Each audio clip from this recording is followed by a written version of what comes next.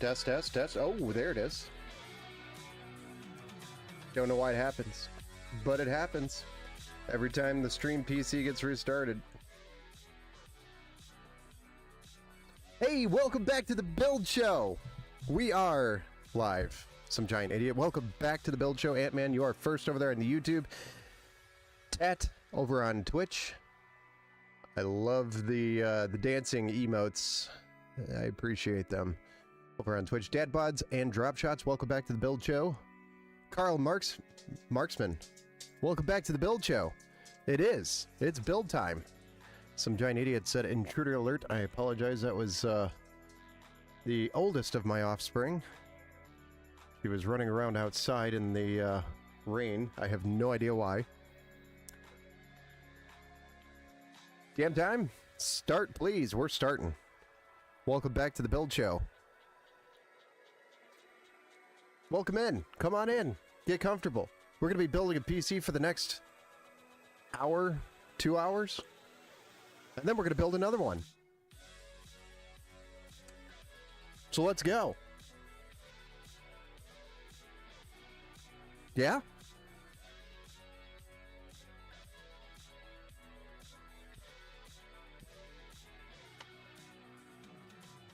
Oh, good evening, Steve Anderson. Steven, welcome back to the Build Show, sir. Friday night, you know, it's been a lot of things going on today and yesterday, and we finally got our power supplies in. I had 6 of these show up today, thank goodness, because that was holding up literally all the builds.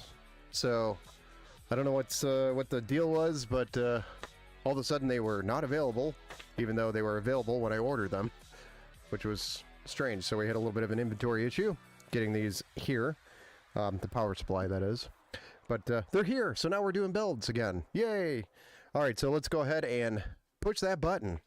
No, we're going to go ahead and build it first. Mike, I could get the case out and push the button, but nothing would happen with nothing in it. So we're going to go through, run through the parts, and we're going to get started on the build. So this is a birthday build. I didn't get a name, unfortunately, for the birthday, so I wish the birthday boy a happy birthday. And Jess, I believe, is his mom. So this is a gift between, I think, a combined effort to make this happen. So pretty cool. We're going to be building this and hopefully having us ready to go and ready for pickup tomorrow. So as soon as tomorrow. So looking forward to it. We were originally trying to build this on Wednesday, but again, no power supplies. No power supply, no build. Because power supply is what powers the build. So, unfortunately, that and like 4 other PCs had to wait on them. So here we go. Let's get started.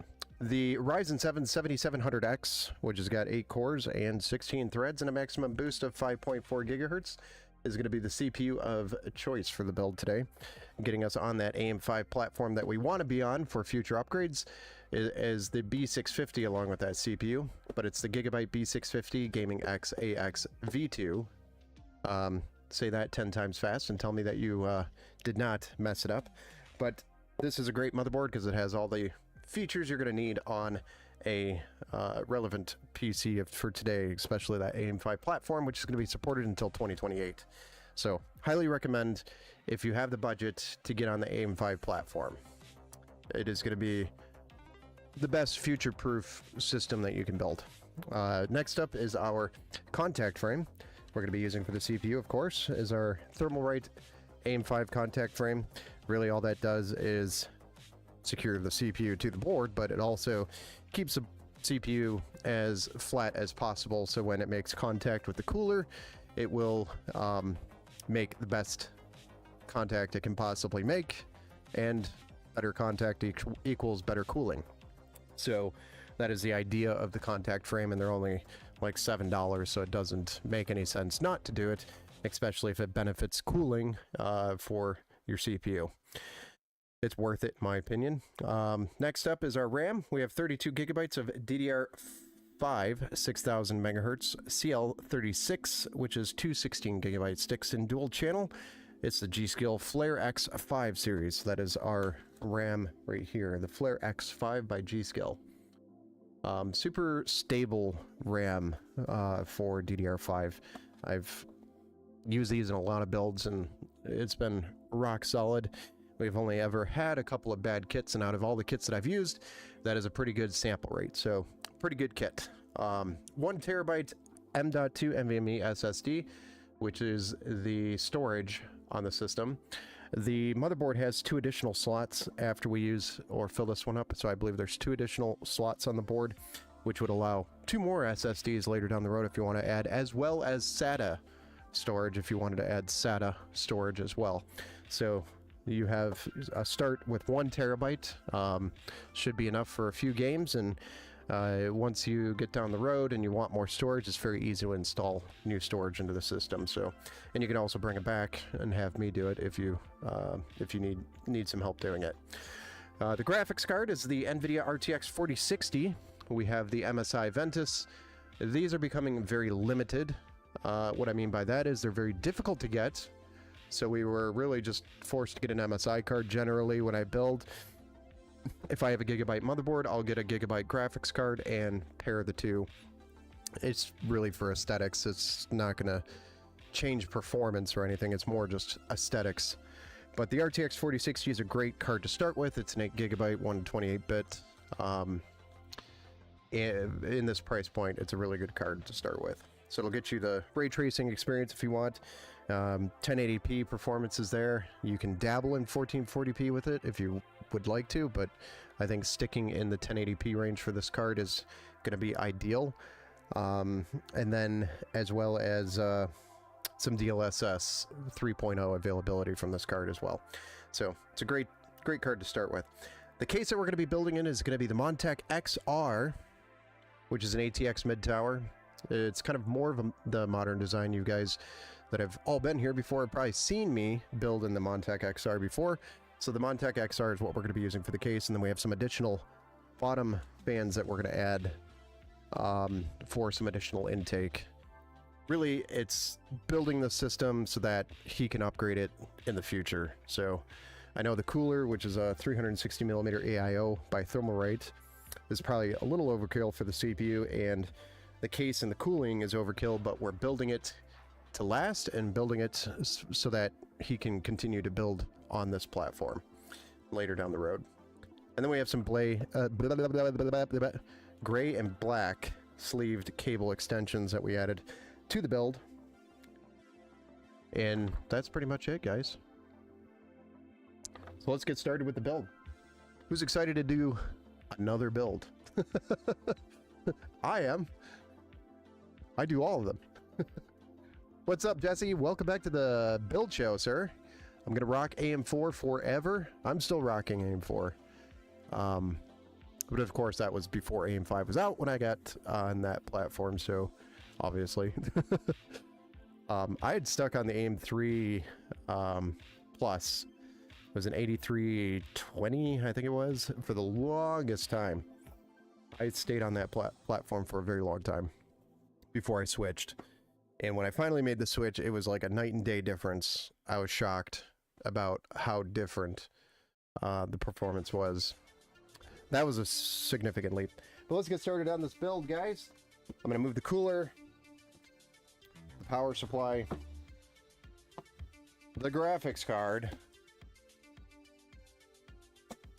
and we're going to chuck these fans off to the side because we won't need those right away. But we are going to get started with all of this, minus the cables, all of this first.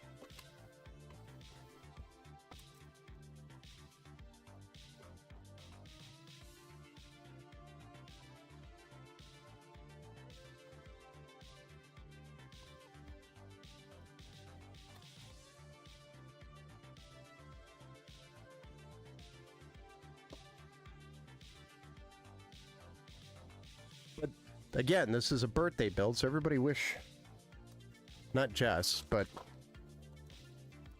Jess's son, happy birthday. AM4 still kicks butt. I know it does. This is AM5. We took it another step.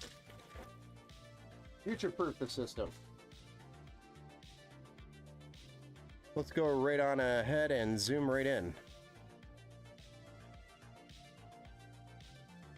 So we're going to install our CPU into the socket. We're going to remove the frame and install the thermalright contact frame. We're going to install the RAM and the SSD.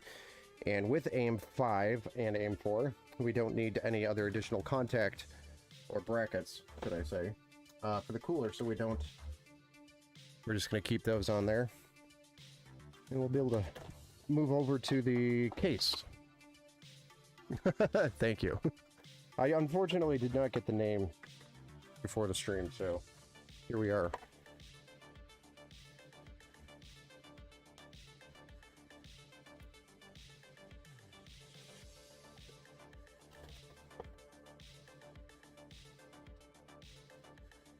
So we're going to open that up and expose the bazillion pins that we do not want to mess up. And then we're going to carefully drop our gently place, excuse me, our Ryzen 7 7700X into the socket. Like so. We're going to keep this open, as dangerous as it is. But that's because we need to remove the brackets. Frame.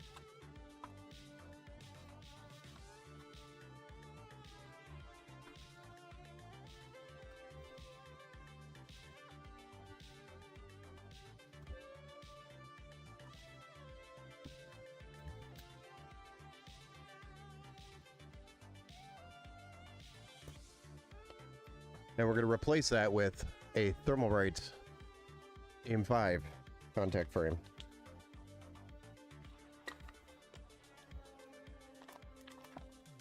I don't know if they're actually here in the chat. If they are watching, they're watching in great silence.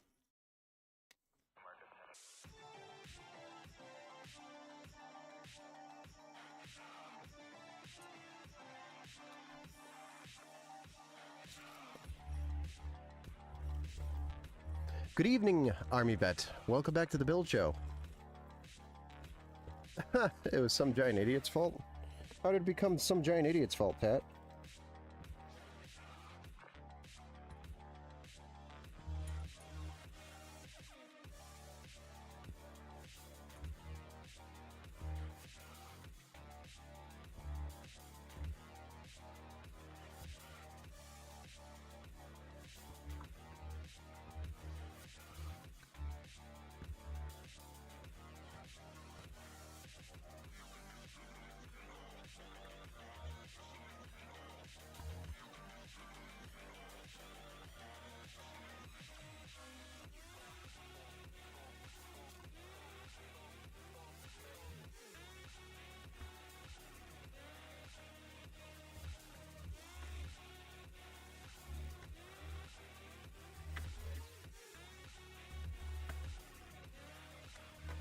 Nice.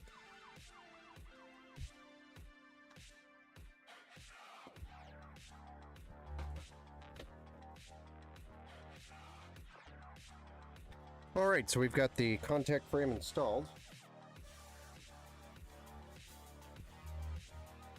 Now we can install the RAM and the SSD. Onra, welcome back to the Build Show, sir.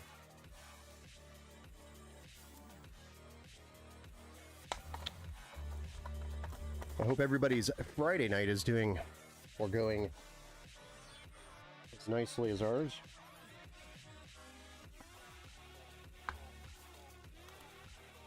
So we're installing 32 gigs of DDR5, 6000 CL36, G-Skill Flare X.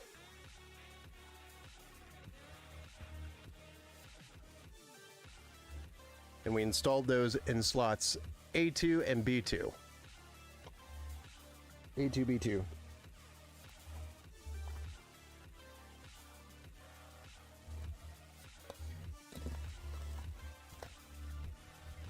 Next up is our 1 terabyte M.2 NVMe SSD by Team Group, which is the MP44L. We're going to be installing that right here onto this heat spreader.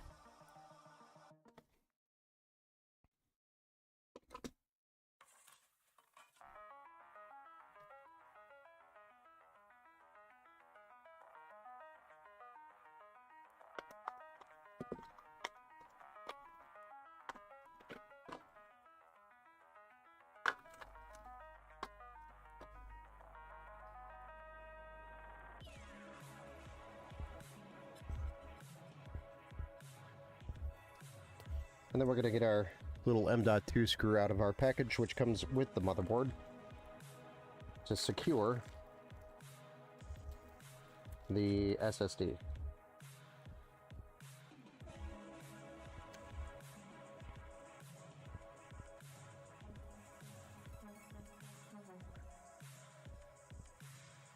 And then we're going to peel our peel off of our thermal pad on the heat spreader and place the heatsink back on top of the SSD.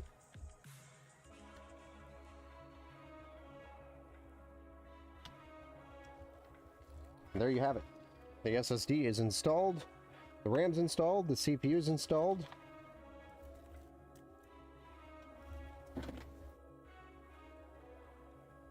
Just a rainy night here in Michigan, I know, yeah. We had some hail actually earlier. Believe it or not, we had hail. All right, so with that, we can go ahead and move on to the case. So I'm going to go ahead and get the case out, and we're going to get started on that.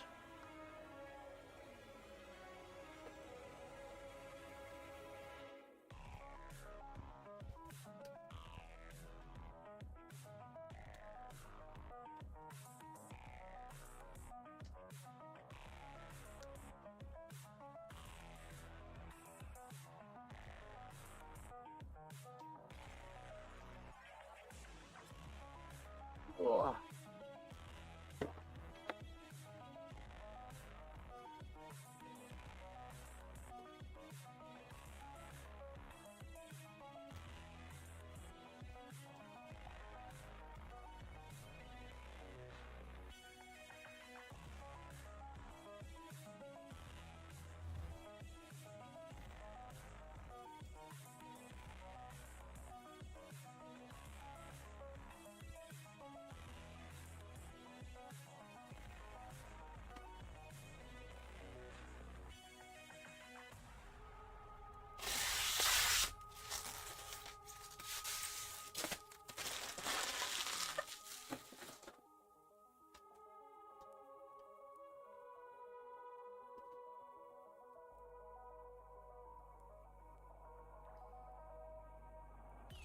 Guess we need to be on our best behavior then. Why is that?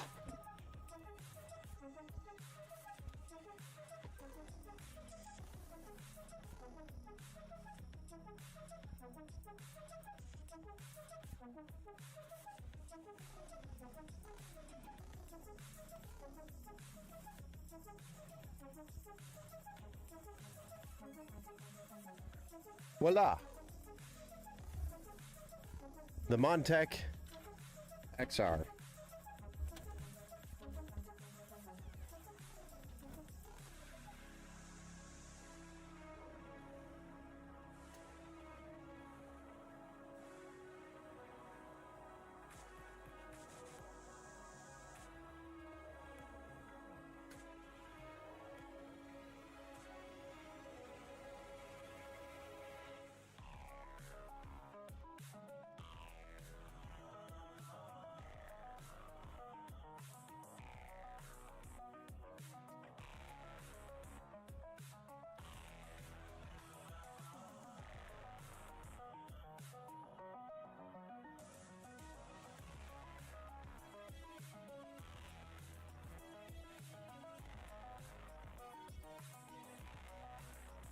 Alright, so we're ready to drop the motherboard actually into the case already. And then get that mounted with 9 screws. The hardware is included with the case.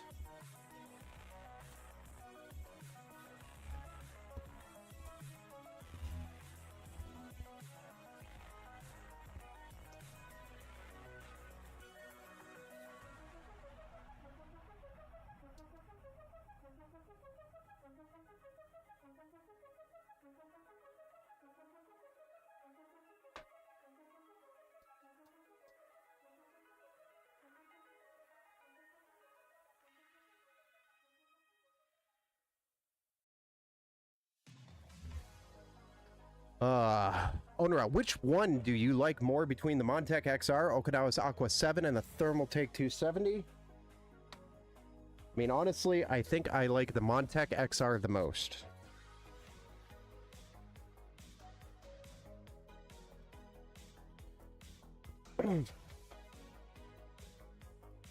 The perforated metal, still not a big fan of. Okinawa's, I think, removed that.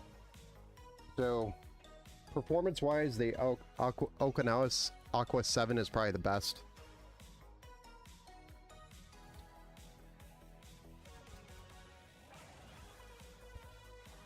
Probably the Okinawa's, but it's the most expensive out of the three.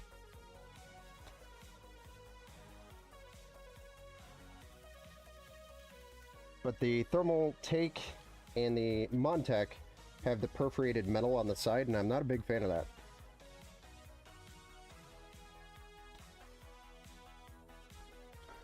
It just impedes airflow.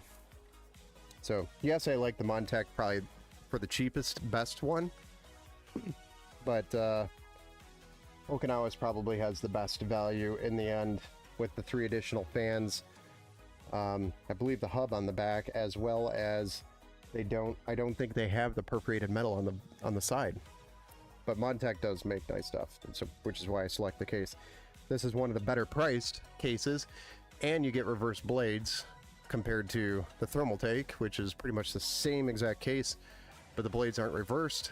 And there's even more airflow disruption on the side intake. So I think Montech is probably one of the better out of the 3, and Okinawa's is probably the best. Montech for the win. Heal. Damn time. Do you guys do giveaways? No, we don't. So, okay. We do have the dollar PC giveaway, but the reason why we do it $1 is because we make you buy it for $1. So basically everything we earn from the channel goes towards building a PC, and once we hit a certain threshold, we'll build a PC and then we'll donate it or give it away for $1. So I mean, sell it for $1, and we go through and select one of our subscribers or members or people that have subs in the channel and give it away there, because those are the people that are investing into it, right? So that is typically what we do for giveaways. If we had more things to give away, I would definitely do that, but you know, it's a hard world right now. So we don't have a whole ton of stuff to give away. I have a ton of AMD stock coolers I can give away. It's like I've got 1,000 of them. I'd be happy to give those away because they're just taking up space, you know.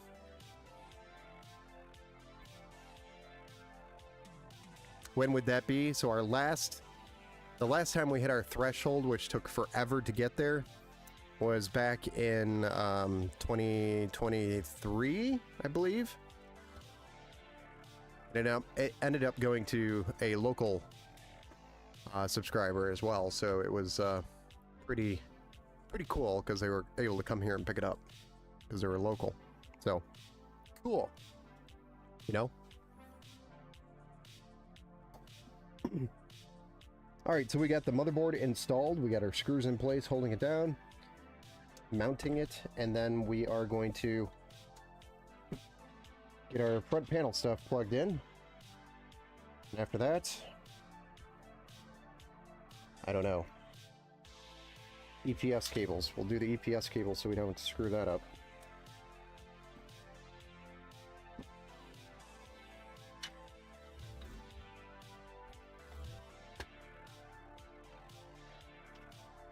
USB 3, front panel, HD audio, USB-C, and then we are going to loosen these up. They need to get to the bottom of the case.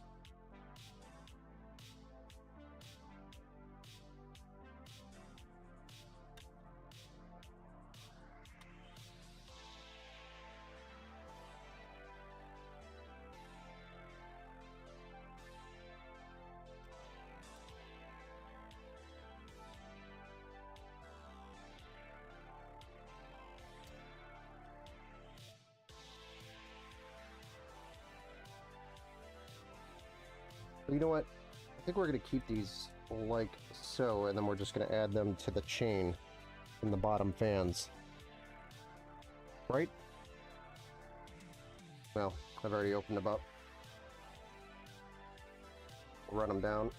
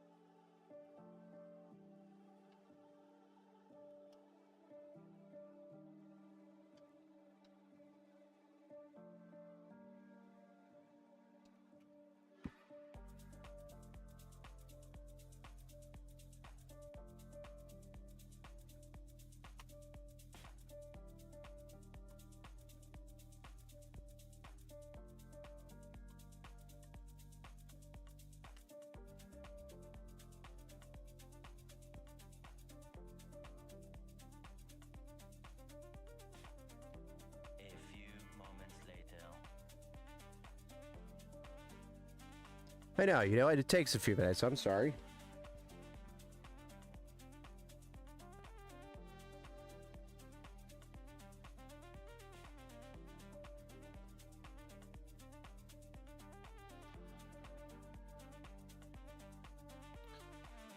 I've been trying to build a PC, so if you have anything like motherboards or PC parts, I would take them because I really want them. So let me know if you do. I've got maybe a micro ATX case you could have if you're local. AMD stock coolers sell for $5 locally. You could make a good money there. I don't know. I've had them listed for a long time for like $2 each, and they don't sell. So, not over here with a Micro Center that's local. Worst part of putting together a PC is doing those front panel cables. Hate it when they are singles. Well, Montech thankfully makes it a complete connection, so it's just one for the front panel power, reset, LEDs, etc. So, all right, so now that we have that in place, excuse me, we're going to get some of our cable extensions out. We're not going to use the transparent ones. Use the black ones. Those are cool.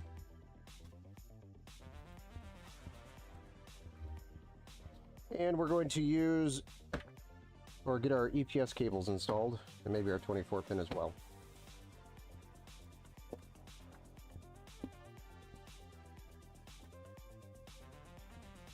So let's go ahead and cable comb these.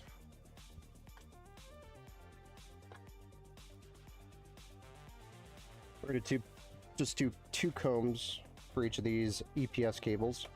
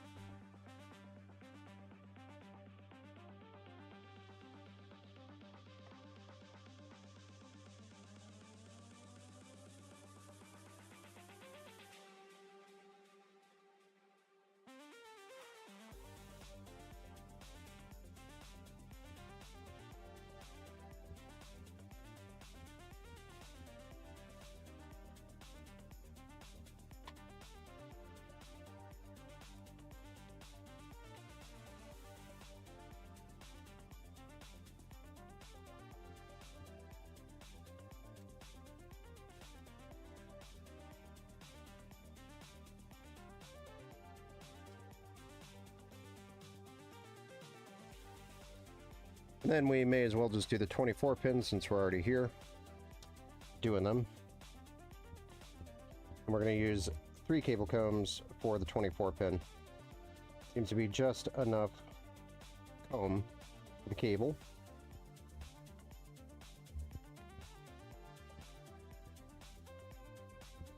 They had singles.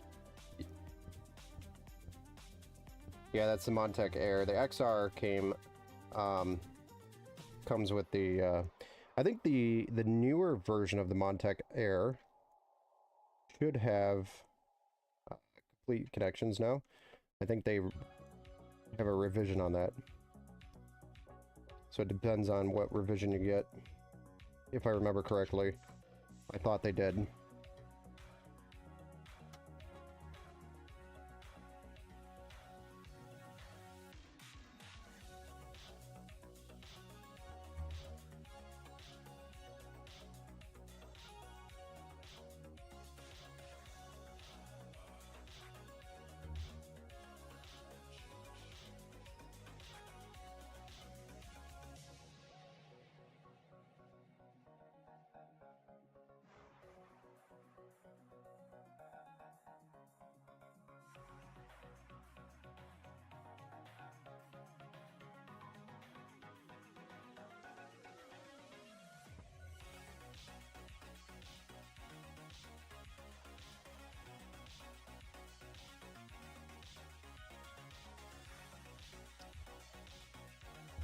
Last one.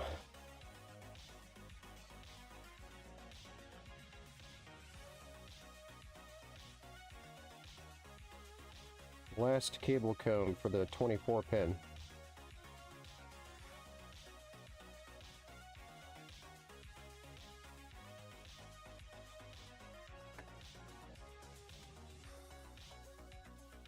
So what the cable combs do is really just unifies the cable so it doesn't look like this and spread out.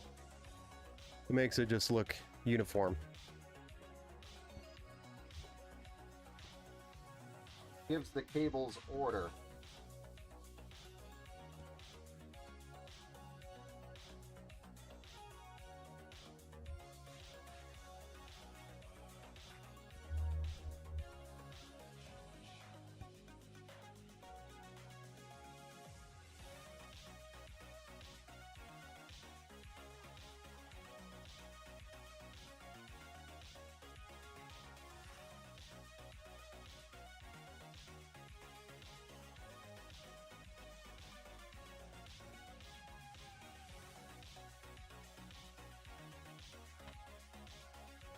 Then we'll tie it up like that, but kind of get the gist of what it's going to look like when it's done. Okay, so with those being done, we could actually install a cooler and or put in our bottom fans, which I think putting in our bottom fans would be a better start. Let's go ahead and get those in. These are intake fans, additional to the already 2 intake and rear exhaust. 1 rear exhaust that they have in this case already.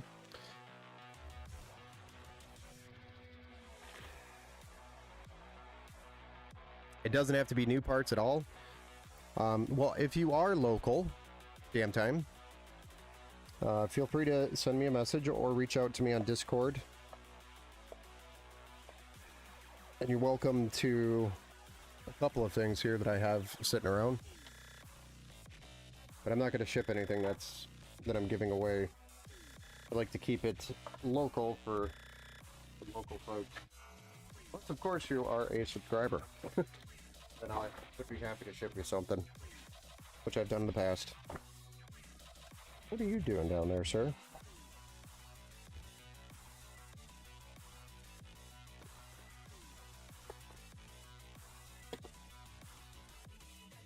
Thank you, Some Giant Idiot.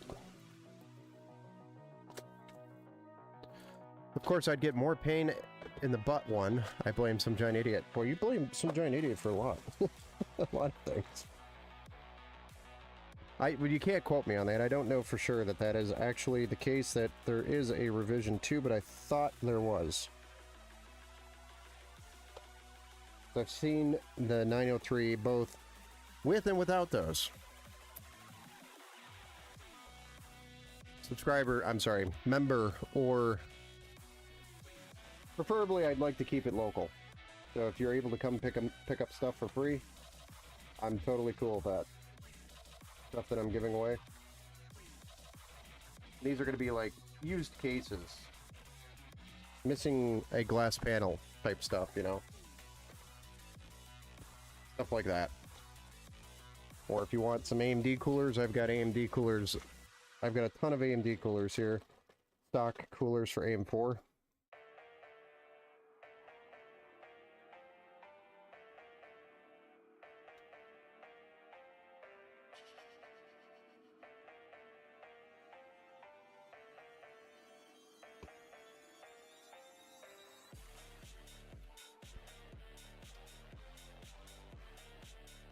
But yes, I mean, I'm in Lake Orion, Michigan.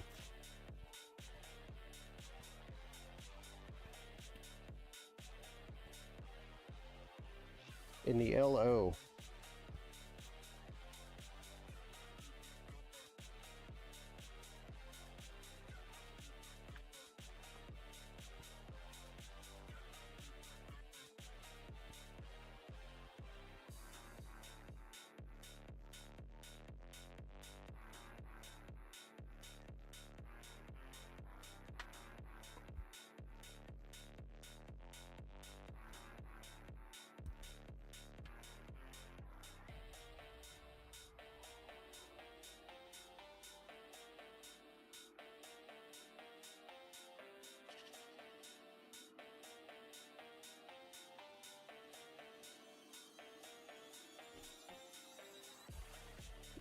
No, I don't have any motherboards or CPUs to give away. The last set that I did give away was to a guy that really needed the help, and it was kind of one of those things that made sense to do it. Very charitable situation.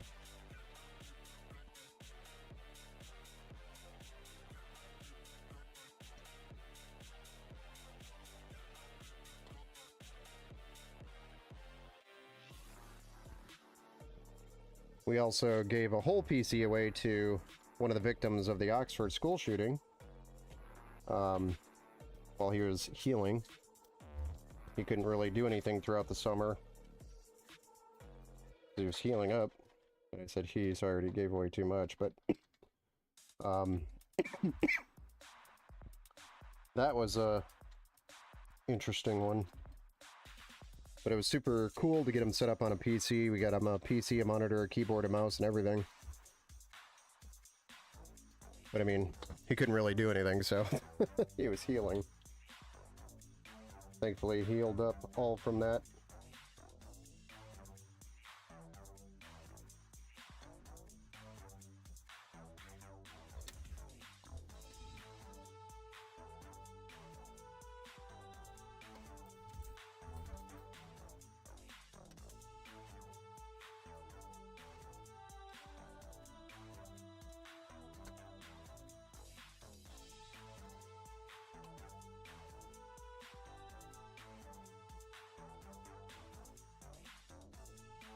Steve Anderson, I've given away a couple of dozen of computers over the years, but it's the local people in treatment for either drugs or alcohol, so can go to school and get back to work. Yeah, it's always a good thing. I think computers are a good distraction away from that kind of stuff. It can be.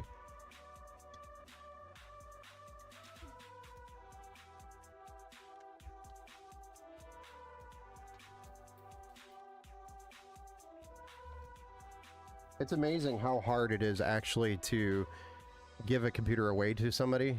Not in like difficult for me, but when I reach out to like a nonprofit group that donates stuff to people that need stuff, it was actually very difficult. Oh, Tat, thank you for the gifted sub. Appreciate you.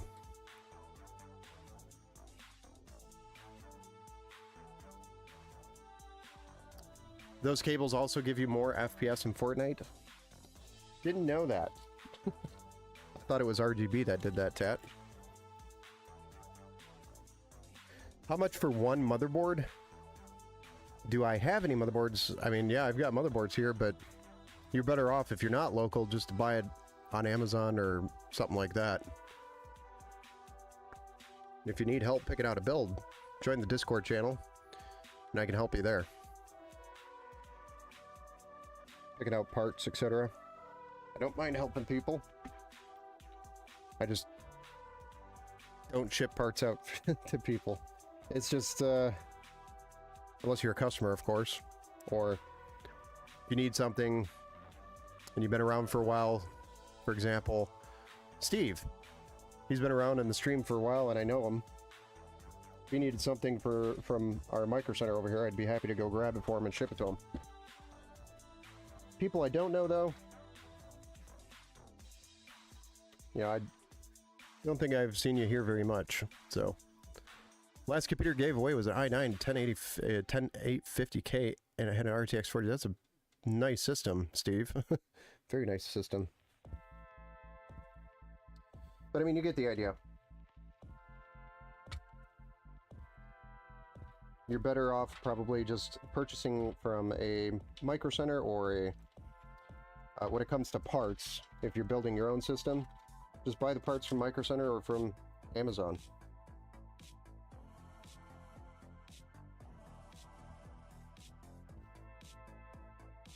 Or Newegg. Just be careful about the parts that you buy at Newegg, especially with the open box deals. Those can burn you. Oh, come on.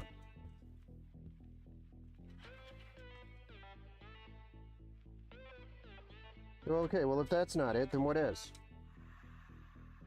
Oh, there you are. You just had to play find the connection. Find the cable.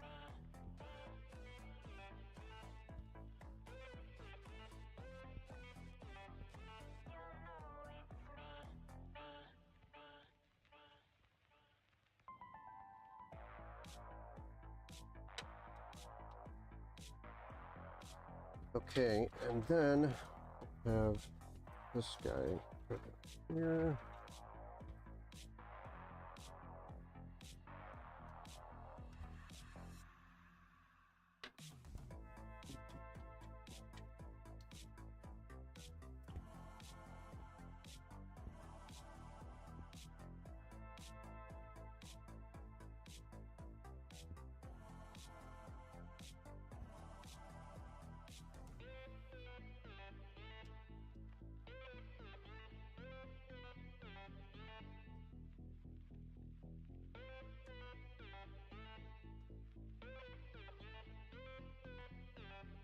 Okay, we'll deal with that when we get to it. But we got our bottom fans installed for more intake with the reverse blades. Now we can go ahead and tackle a cooler. So let's go ahead and tackle that next, which is a 360 millimeter Frozen Note by Thermalright.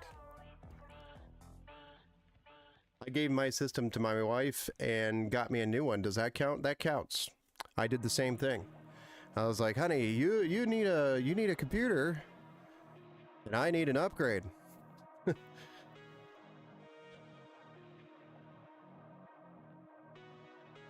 He doesn't use the computer. Alright, let's open this up. Get this going. We're going to mount this at the top of the case as exhaust. It'll all make sense when you see it. Airflow.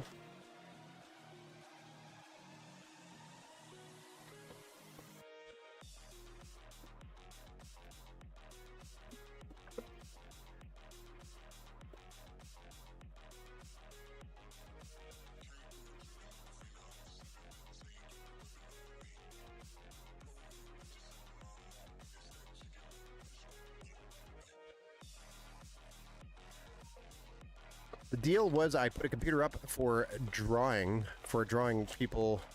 Okay, bought tickets for it, and one person was so upset they did not win. When I thought they would, be in tears, so they asked me if I had another computer. Nice. That was very nice of you, Steve. Very generous.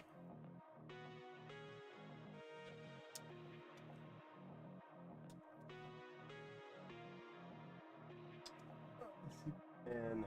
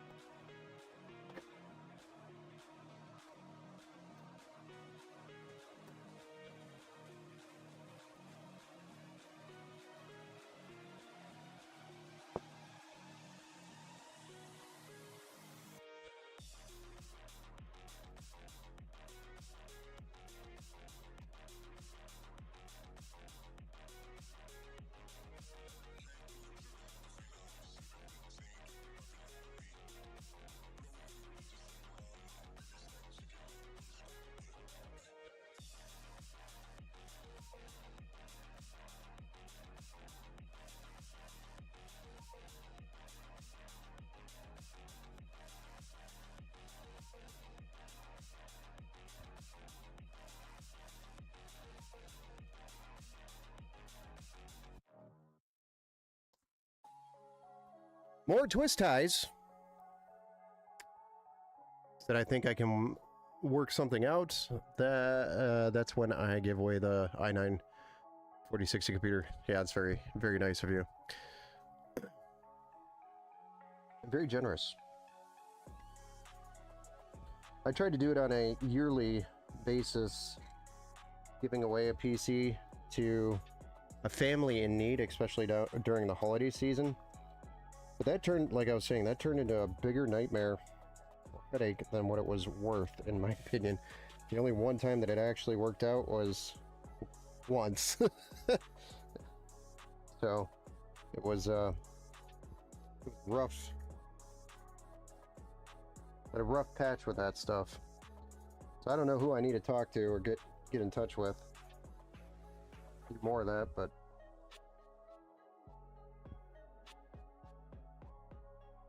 I think I remember talking to like 18 different people to finally decide on who would get the computer and then why they got the computer. It was just stupid the way they did it, in my opinion. So I just didn't get involved with it again.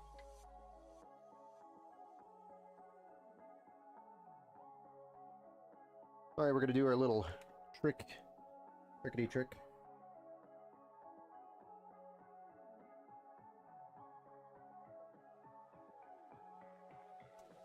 Just need some zippy ties.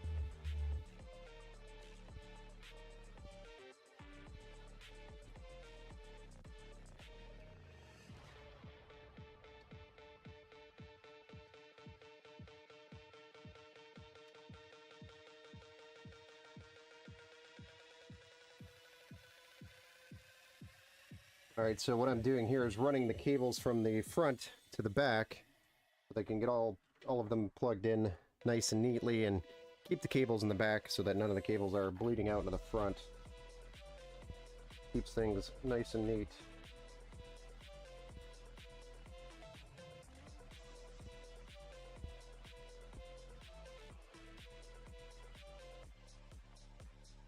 And then I'm also going to plug in our pump.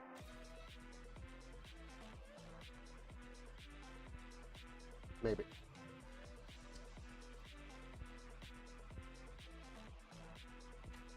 There we go.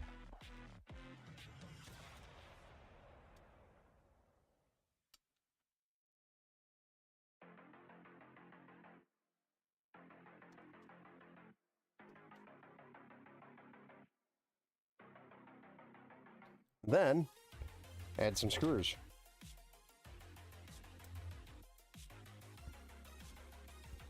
Did you all see the Newegg has a 9070 XT for MSRP? No, that's pretty impressive though. I was just at Micro Center today, and they had one single 9070 XT, but that was when I got there. It was already kind of halfway through the day, so by the time I got there. But it was impressive to see cards in stock. They also had 5090s by P&Y, which I don't think I've ever seen a 5090 in stock at the Micro Center before. So that's kind of new. No? Yeah, me neither. Oh, I didn't see him at Newegg.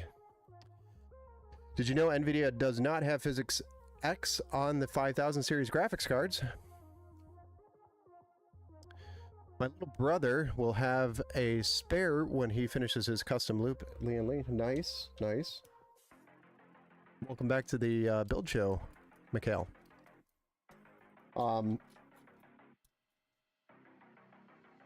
Yeah, I mean, I don't encourage it, you know, people giving stuff away. You know, if you got spare parts and you want to give it away, that's all up to you guys. But, you know, definitely pre-sell the parts and get some of that money back to keep your builds going. In the past, I've given away builds, like I was saying, but it's getting harder to do.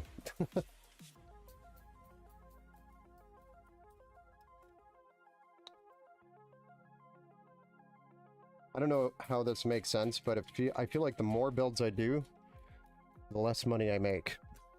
I don't know how it makes sense like that, but it just feels like that. The numbers don't add up.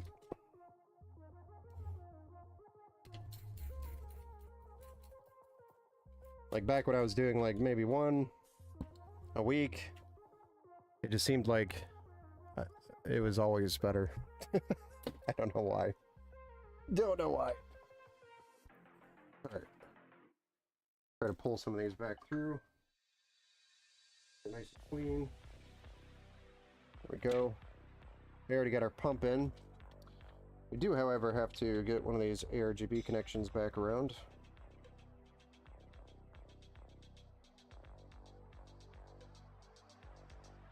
Something like this. This guy and this guy. Be a good pair.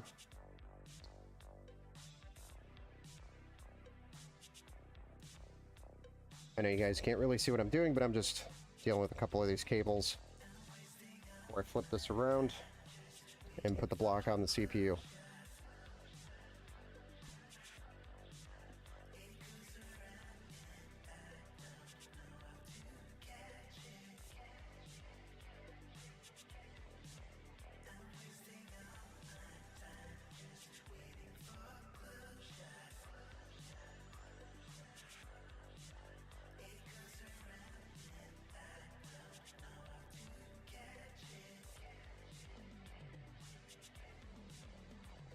I don't even know why this is recorded.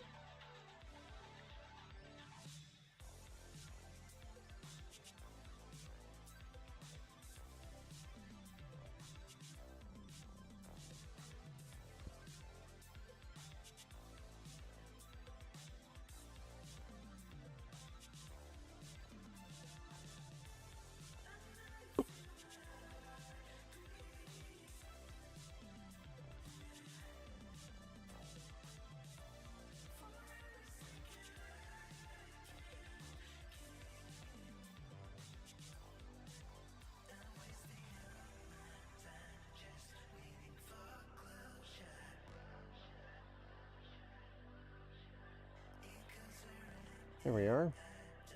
So we've got that ready to go. We got our cooler mounted. Now we just need to add some thermal paste and block this up.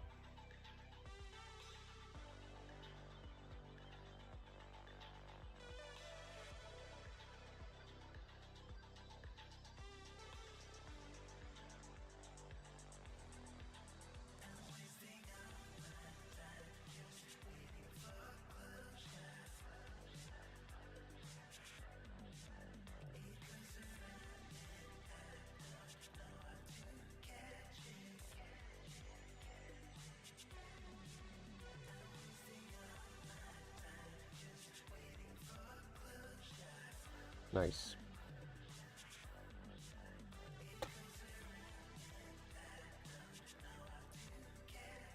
Then we gotta loosen these screws up. Your thumb screws.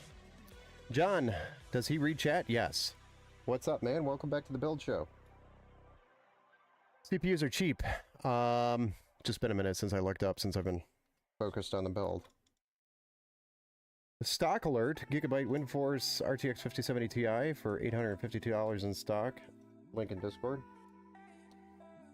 That's actually not a terrible price for a 5070. All things considered, what we've seen. So John, what's up, man? Welcome to the build show.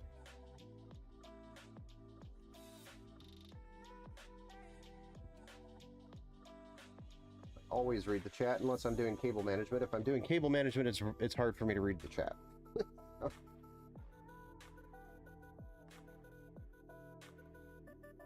Oh, get in there. Why does this feel like it's so tense?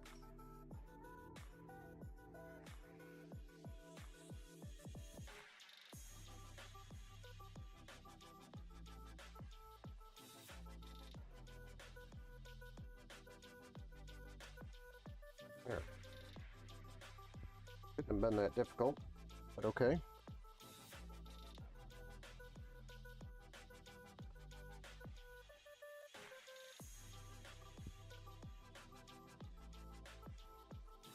I don't know, guys. Do you think I read chat? Specs on this build, just like Onra did, you could do an exclamation point build. It will spit out the specs of the build. Sometimes I don't update that, but this is up to date for this build. This is build number 48 for Jess. And it is a Ryzen 7 7700X Thermalrate AM5 contact frame, Thermalrate TF7 paste, Thermalrate Frozen Note, 360mm AIO, a Gigabyte B650 Gaming X AX V2, 32 gigs of DDR5, 6000 MHz CL36 Flare X5, a 1TB M.2 Gen 4 SSD by Team Group, which is MP44L, and an NVIDIA RTX 4060, 8GB GDDR6 128-bit MSI Ventus 2X Montec XR ATX mid tower, 6 120mm PWM fans, adjustable RGB, and to note, 5 of those are intake and they are reverse blades. Such have 650 watt 80 plus gold power supply, and we're going to be installing Windows 11, and the theme is black, but we do have some black and gray cables, kind of meshes very nicely with the Gigabyte motherboard. Then I seen a Reddit rumor that Zotac GPUs are what's left of EVGA's Cruise Company, still making cards. Thoughts? Also, don't forget the SATA RGB cable. I don't think there's a SATA RGB cable for this one, but thank you. Thank you. I do appreciate it. Parts are expensive too. I'm sure that makes it hard. 5060 Ti selling at $560. Yeah, it's kind of expensive in my opinion. It doesn't set a nice precedent for the upcoming 5060 non-Ti, which is supposed to be around $300. And I imagine a similar blueprint for the upcoming 9060 XT and non-XT. I would expect the 9060 XT and non-XT to be kind of similar to where the 7600 and the 6600 landed, somewhere in that price range. Just like their, whatchamacallit, older brothers, I guess you can call them. I don't know what to call them. Could be such an insane time for gamers with a newer tech, but instead it's just insane on our wallets while NVIDIA and AMD cash us in. Yeah, well, it's not all them, to be honest. I mean, NVIDIA probably a little bit, but it's not all them. it's coming down to things are just becoming more and more expensive to bring into the United States, and it's becoming more and more expensive for them to for their entire chain of supplies. So everything is just getting more expensive, and this isn't just taxes. This is just everything it takes to transport something is going up in price. It has been. It's been doing it since the beginning of time, and it's just going to keep getting more expensive. It's just how things have been going. It's the direction things are going. Is there anything we could do about it? Yeah, sure. We could make everything here in the United States, but if you haven't watched the Gamers Nexus video, he actually makes a really good point. Or he didn't make the point. Several business owners, such as Height, Cyberpower, iBuyPower, Thermal Grizzly, those business owners or CEOs came in and were talking, or whatever position they were in their leadership, came out and was just saying, yeah, you'd have to move the entire supply chain to the United States. So not one company makes the Gigabyte motherboard. The Gigabyte manufactures the motherboard, but they may not manufacture every single component on this motherboard. So it takes, let's say, 150 different companies to produce this motherboard. That means you have to move 150 different companies to the United States. That's a lot, not just one. It takes a lot more than just one little thing. So it's a big mess. I don't think it's going to be sustainable. I don't think these prices are, tariffs or whatever that they're talking about, which is going to basically double the cost of everything electronically, is going to hold. They haven't technically hit yet, but they have several different adjustments. So we'll see how it goes. I don't know.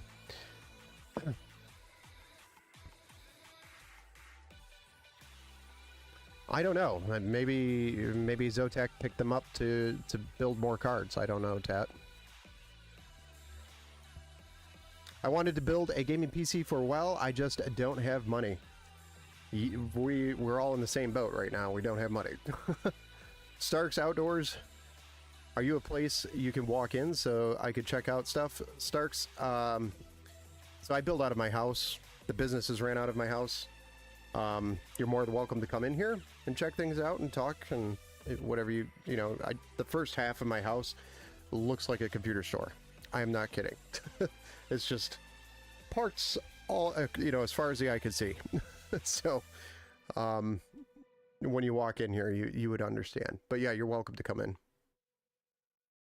I just give people a heads up. It's a house. It's not a storefront.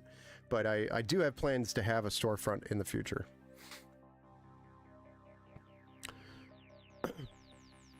Tariffs.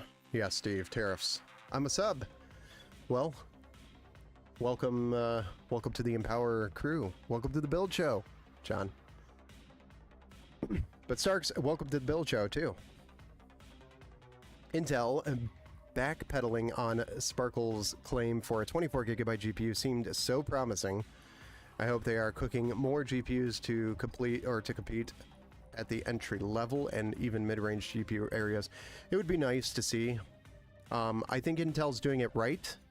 They're starting out with one area, focus on one area, which is, hey, let's build a badass Intel entry-level GPU that beats out the market. And the B580 is doing a really good job at that. So I think they're doing it right. They should just focus on one thing, get that right, and then start, if they want to proceed with growing it, maybe they could move into a mid-range card, and then from the mid-range card to a higher-end card, and then get into the ultra cards if they really want to. But, the 5090's just been owning that. So I don't... AMD's even thrown in the towel and said I give up on the, going against the 5090. It's just too expensive. Corporations can exploit the third world anymore. Can't. People are more educated now, so it's a difficult situation no matter what we do. I know, yeah. I've been interested in building, just need help. Watch Ben builds. A good way to learn. Yeah, I mean, I do tons of builds. You can always watch any of my lives. You learn a lot from that, but if you need help building it and you are local, Starks, you're more than welcome to bring it in, and I can show you how to do it. I do charge for the time, though. Unfortunately, I have to, because it takes me away from money-making time. So I have to charge.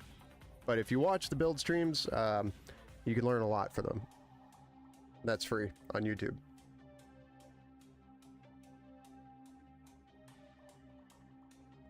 How long do you think my 4080 Super 14700K will be able to play modern games at 1440p high before I have to upgrade?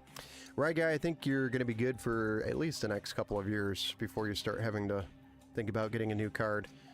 I think the biggest concern is obvious is going to be your platform that you chose, the Intel 14th gen platform. That'll probably be the most difficult because Intel's going to force you to a new motherboard.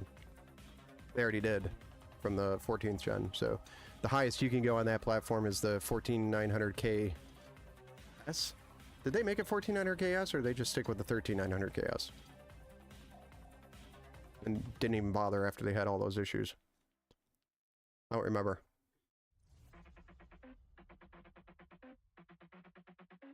Oh yeah, the 4080 Super is still a badass card. Yeah, and Intel's coming out with new stuff too, but they're already forcing it to a new platform, which sucks. So anybody that bought an Ultra CPU on the Ultra, whatever socket that is, now I can't think of it, but that motherboard, you're gonna have to buy a new motherboard.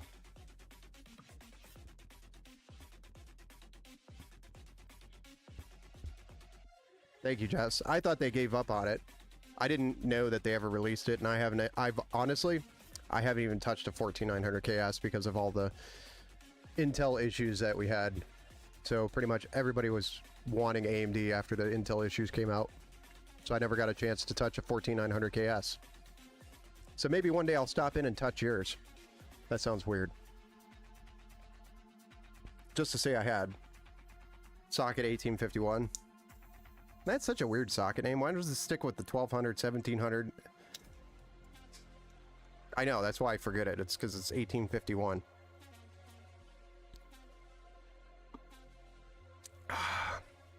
Ben hates Intel. No, I don't hate Intel.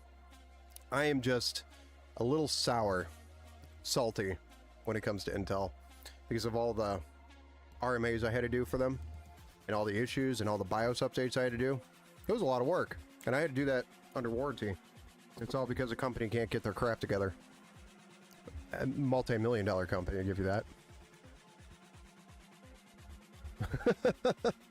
Oh boy. But anyway. Kinky. I said touch a CPU. I don't know what you're thinking. For those complaining, I have a 3050 and that's my gaming PC. If you have better, then you're in good hands. Yeah. I mean, 3050 is still a great 1080p card. You can game on that. Intel isn't that good for gaming anymore, and AMD is superior. That is true for right now, technically. Although Intel does still hold the trophy on some titles, AMD has the majority.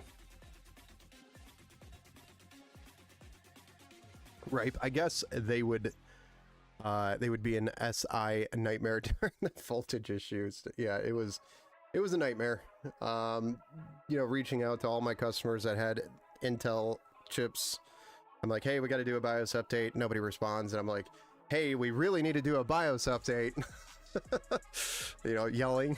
And then finally I start getting responses. And then we'll do the BIOS updates. And then a month later, you know, you think it's solved. And then a month goes by. And then Intel's like, oh, no, this is actually the fix. So then we had to do it again. And then another month goes by. Oh, actually, this one is the real fix.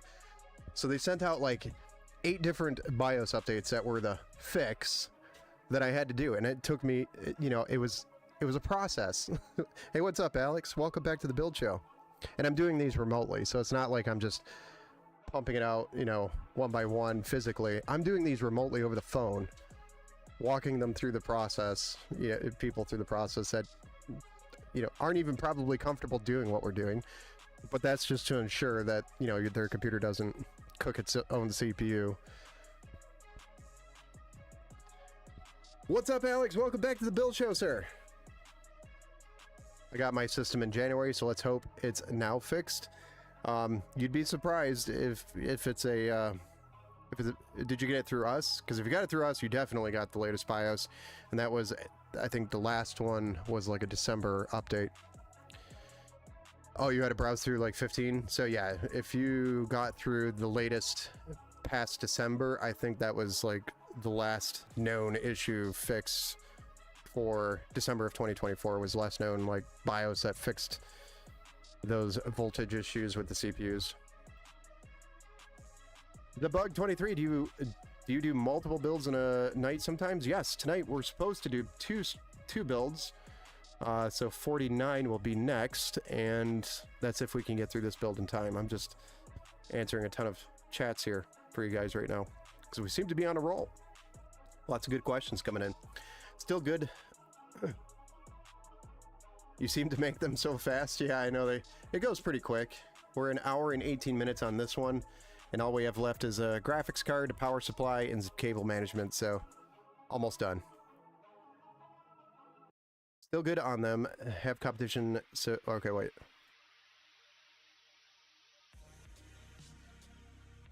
Go get him, Max. Go get him. Go tell him to stop.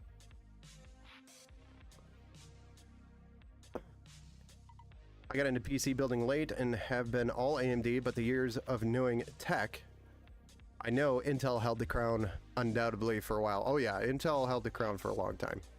Still good on them to have this competition. Oh yeah, the competition is good. Not a bad thing. It's a good thing. You know, just Intel kind of whacked their head when they got a little too tall, and now they're just rubbing the top of their head.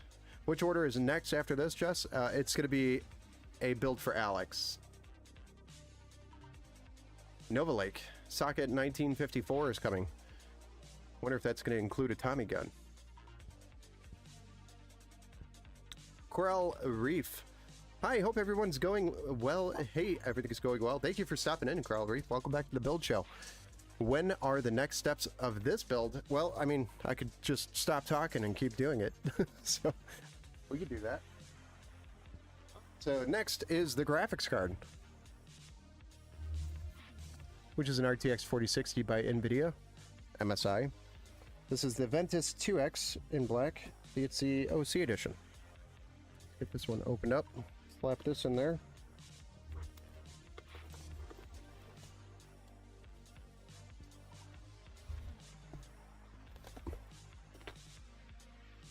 You just gotta tell Ben, shut up and build.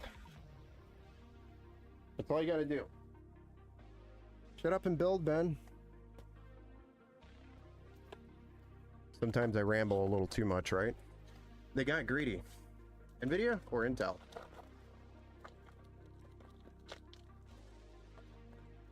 I don't know what happened. Like, with Intel, kind of difficult to explain. Because they were on a roll for so many years. No! Thank you, chat. Good office clip.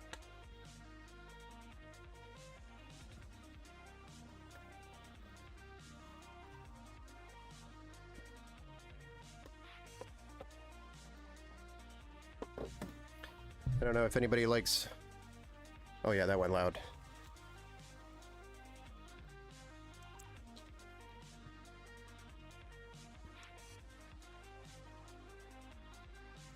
Time for the peels.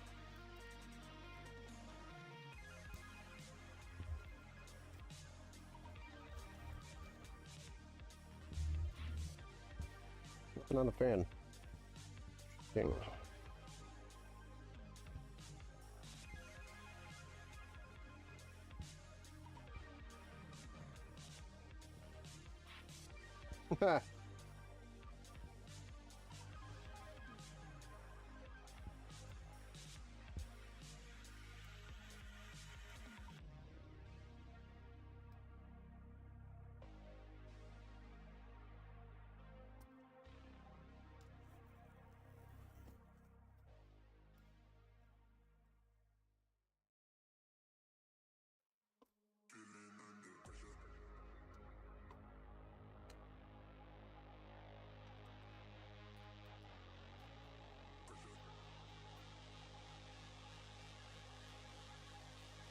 Altered to go.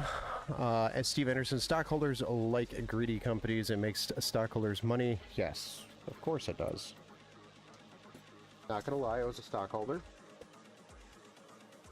Also a stockholder of NVIDIA. But I mean, you have to be. Fry Guy Discord. Yep, there's the Discord channel. Join us. It is your destiny.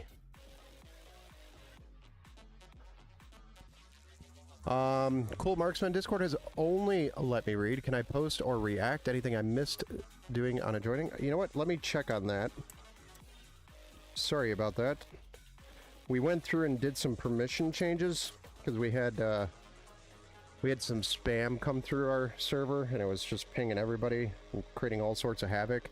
So I think there was one day that we disabled a bunch of permissions and maybe disabled too many. So I'll have to check on that. Somebody can remind me to check on that. Drop a note in the Discord server that has that if you have permission. And I will look into that. Makes sense, yeah. Sorry about that. It is not intentional. I mean, it's intentional because we had the spam, but I had no idea it was impacting new people from coming in and dropping messages in there. So thank you for bringing that up. The good thing about not having money for a gaming PC is I can make a series on my YouTube channel, not this one, about me saving up for one. There you go. That's a pretty cool idea. Record some videos of you building your funds for your PC, and then record you building it.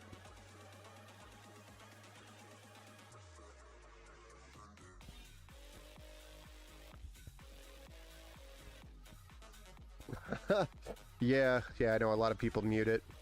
That's what I didn't want people to have to do or deal with that. So that's what happens to me when a channel is just blowing up and it's just ping, ping, ping. I'm like, I gotta mute it. This is too much stuff. Jersey Mike's is publicly traded now. It's gonna be like Subway. Ugh. Well, there goes Jersey's Mike. Jersey Mike's. Jersey's Mike. Jersey Mike's. That's what I was saying. Yeah, it's a pretty cool idea, John. Pretty cool idea. Alright, so we've got the card installed. Now we can go ahead and put our extension cable that we have for it, which is the gray and black, in. You don't necessarily need extension cables, but these are for pretty much just aesthetics. So we're going to put these in, run it to the backside, then put the power supply in and plug the power supply in, and then do some cable management, and then we'll be ready to fire this one up. Then we get to see if Ben still knows how to build a PC right.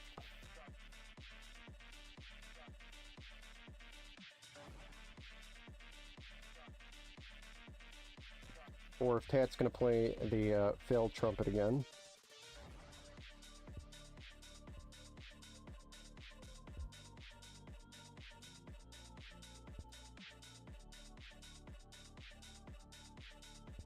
I'm sure he's itching to play it.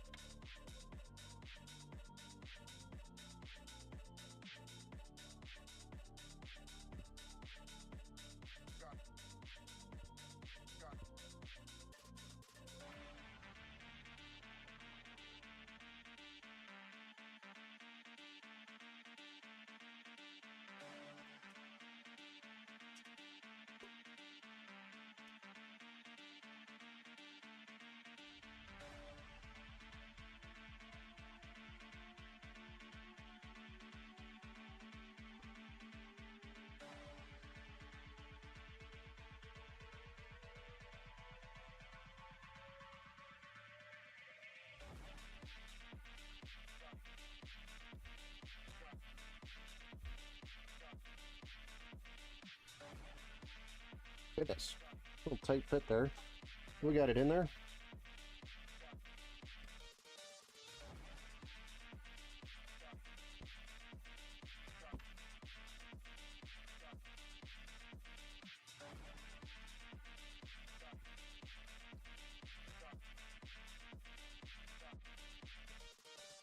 there you go. This is kind of what it's going to look like, or what it is going to look like when it is completed here.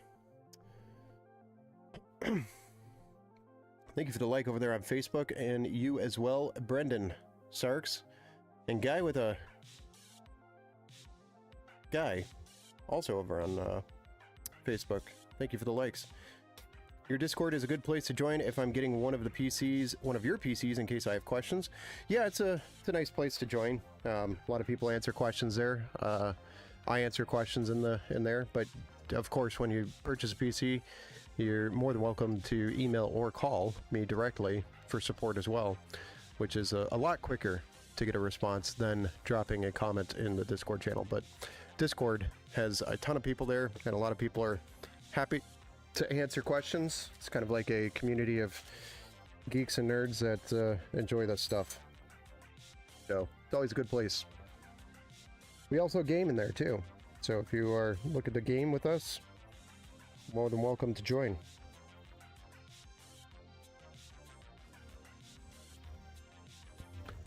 On the cooling lines, is that the pump? Yes, it's what we call an inline pump. So an inline pump is where the pump is in the lines. Go figure. Right? So yes, that is the pump right there. And it makes it so that you can position the radiator and the block however you really want, and it makes it so it's very difficult to make the pump the highest point of the loop.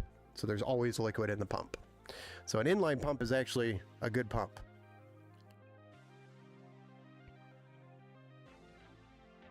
It makes it last longer, in my opinion.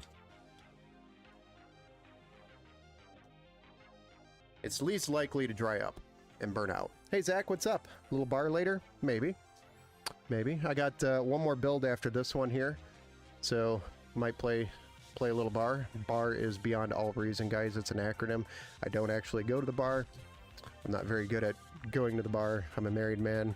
Don't have any reason to go to the bar unless the guys call me there, but very rare. So all I have is a phone and no tripod or anything. You could make it work. I mean, I don't have a tripod, and I've got webcams. I mean, you could even use an old phone or your current phone as a webcam too. Maybe a good YouTube video to watch and learn how to do that.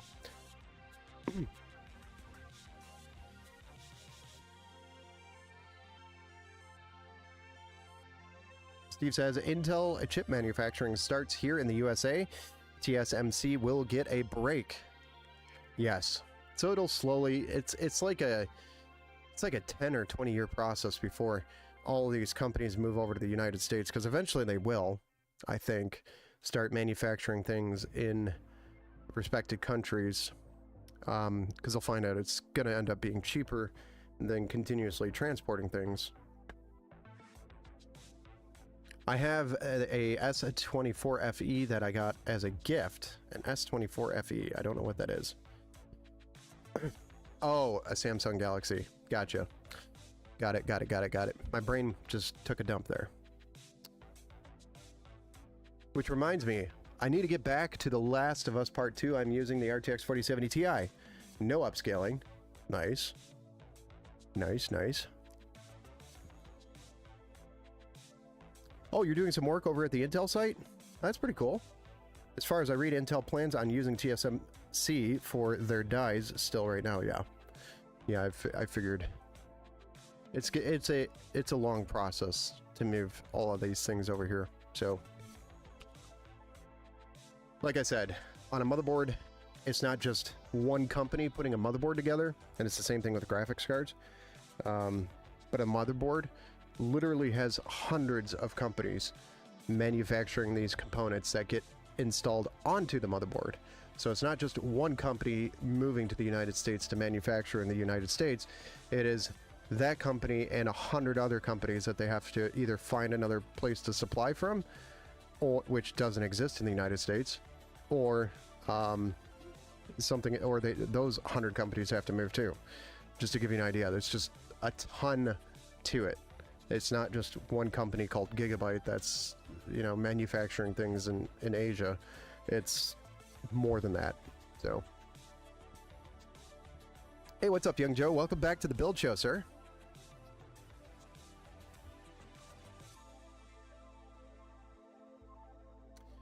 Wow, another build tonight? You build an awesome product. Thanks, Zach. I told you I was going to be busy this weekend. I have an Xbox, but I wish I have saved some more for gaming PC, but the Xbox works for now. I mean, yeah, Xbox and PlayStation is great. Great way to, game. PCs do more, which, it's why they cost more, in my opinion. So they have more use for them. You're not just limited to the gaming and limitation of the console of what that can do. You can do a lot more with a PC. You can upgrade a lot more in the PC.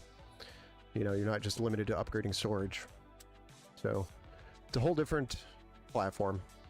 And it can be as cheap as, $550 to start on a gaming PC. But of course, the cheaper you start on your budget, the harder it is to upgrade in the future because you're starting on older generation parts. So it makes it more difficult to upgrade in the future. But all right, shut up and build, Ben. Let's go ahead and get our power supply installed. And then we can do some cable management and fire this thing up.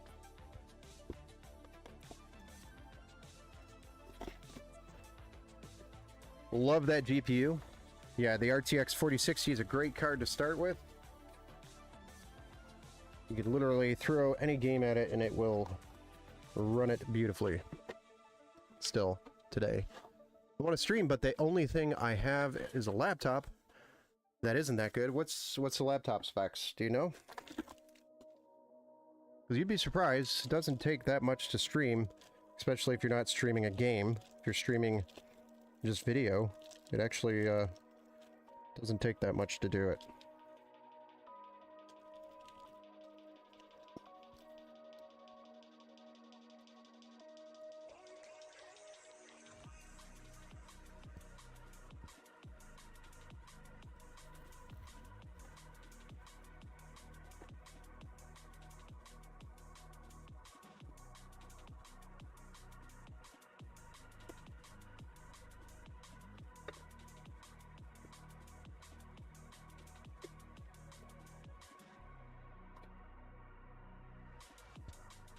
You gotta get an Empower rig, John.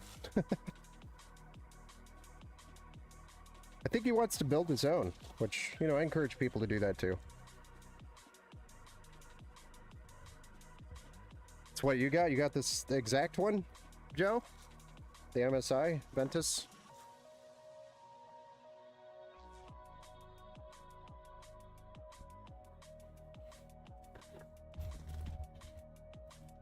Alright, so now I'm just gonna lift some of these cables up. We haven't really cable managed, so it's all loose down here. And I'm going to slide the power supply in underneath it. Some people actually prefer to put the power supply first, which, in most cases, this is just my style. I like to do the power supply last.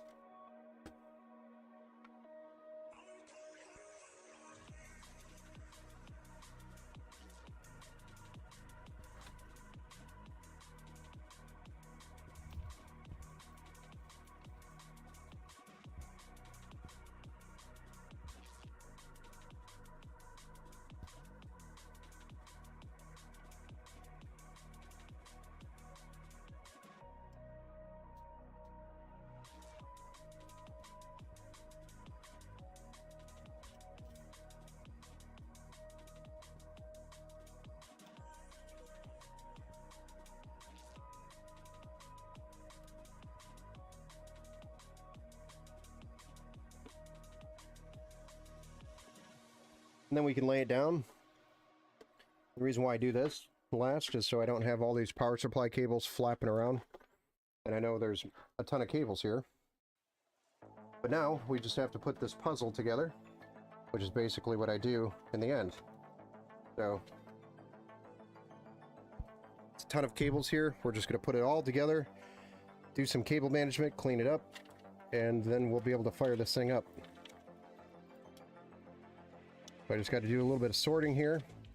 It actually doesn't take as long as it looks like it should.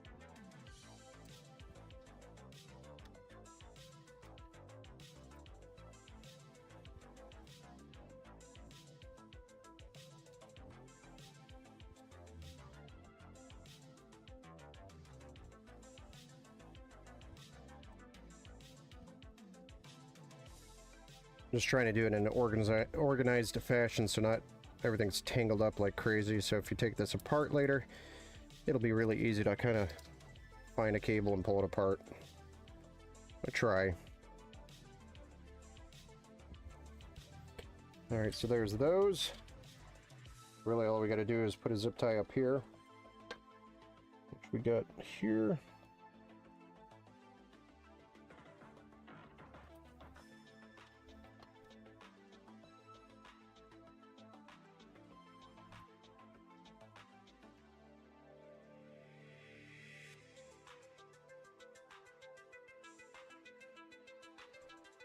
And then the rest of these will just kind of follow suit here.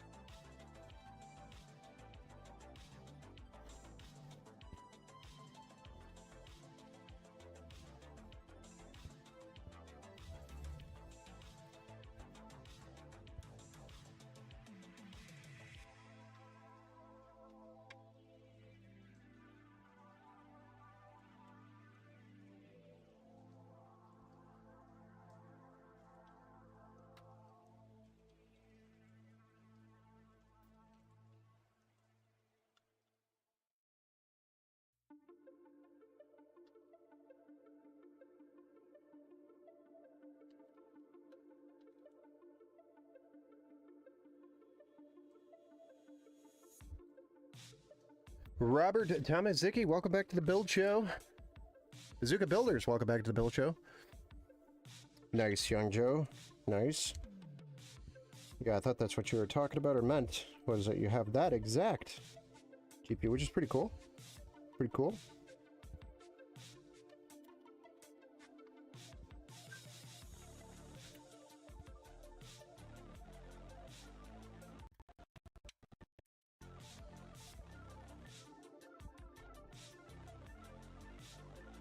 Anybody hear that? That wasn't just me, was it?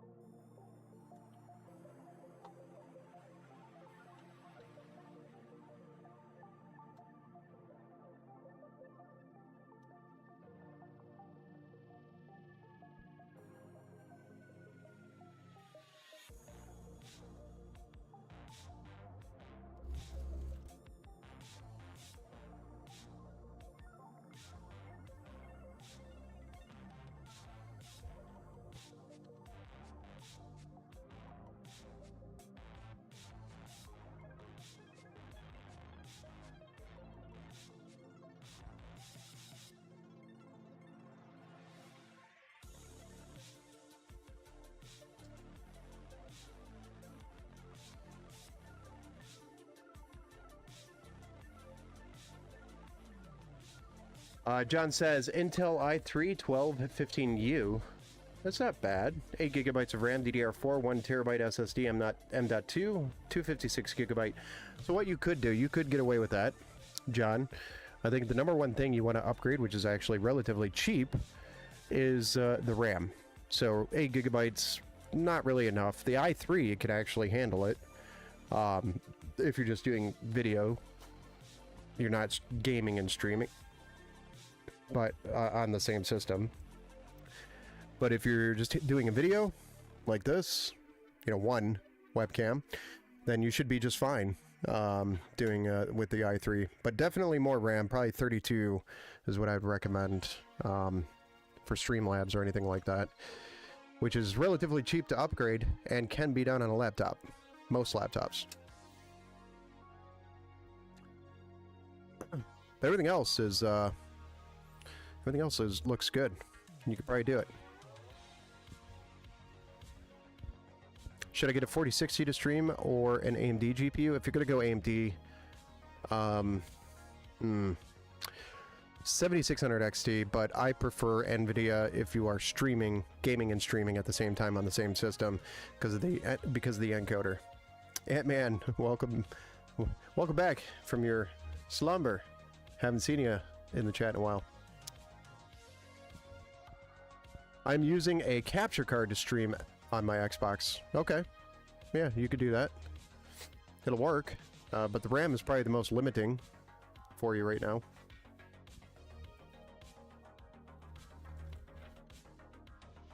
Other than that, should be able to handle it.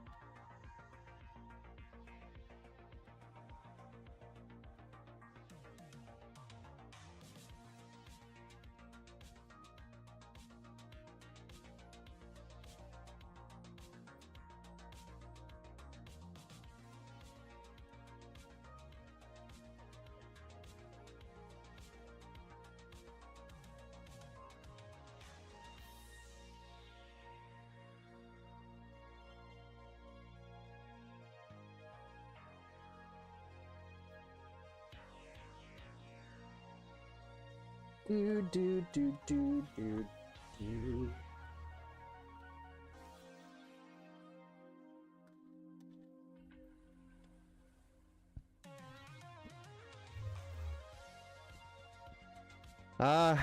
I'd say 32 is probably a better option.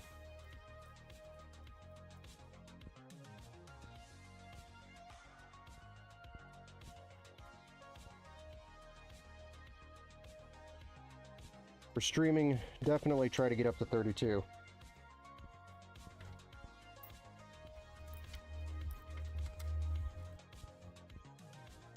If you can.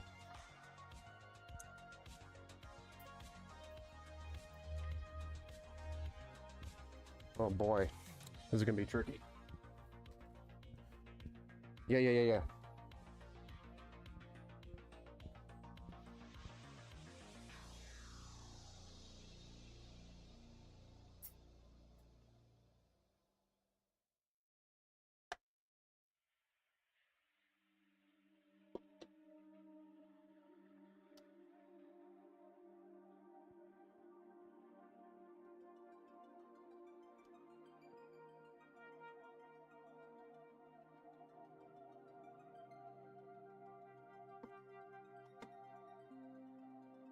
I have no idea what I'm doing right now. Nice.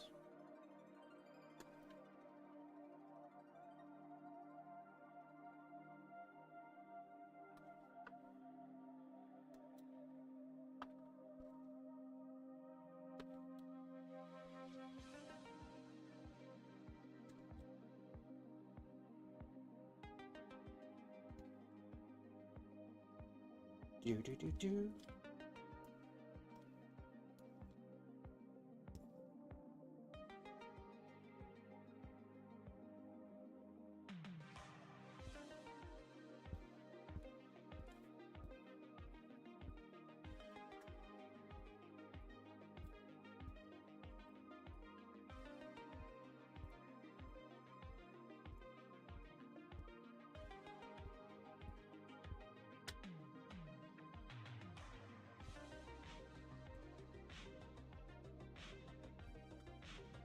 Almost there.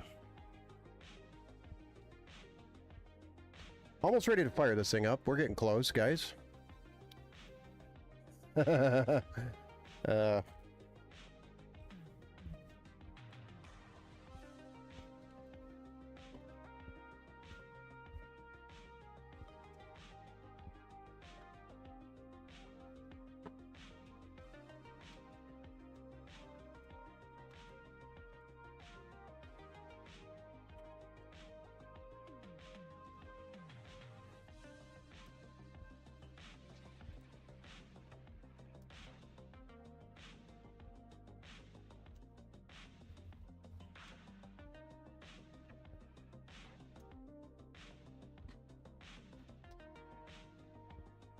that one broke.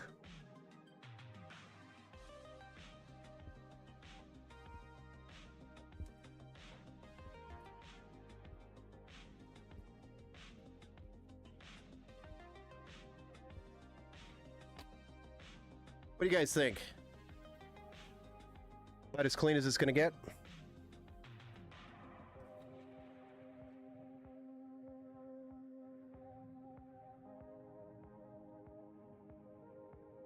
Pretty clean. Looks really nice, actually. I like it on the front side for sure. Ugh. Let's go ahead and plug this thing and fire it up, shall we? See if Ben still knows how to build a PC.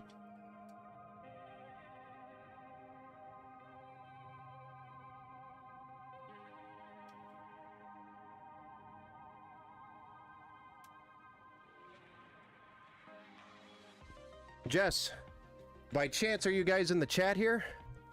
Fire it up. Well, hold on, Mike. We gotta see if they're even here.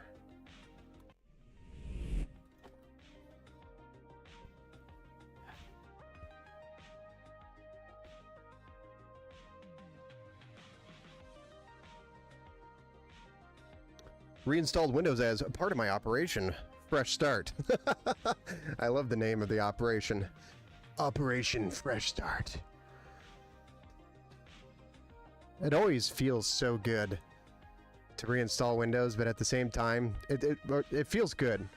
At the same time, you know there's something you downloaded that you're never going to find again. Push the button. Hold on, we haven't even got the back panel on. Calm down. Jess, if you are in the chat, let me know. You are supposed to tell us to fire this thing up. Or at least, maybe your son should be.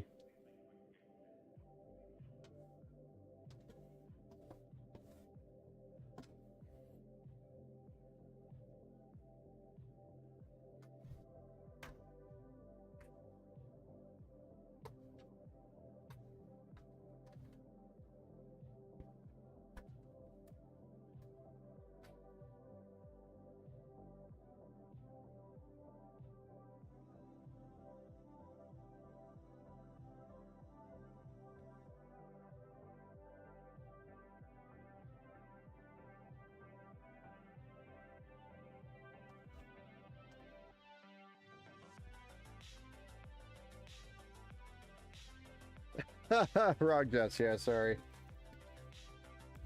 Alright, we'll go ahead and get this fired up after I pop this glass panel on.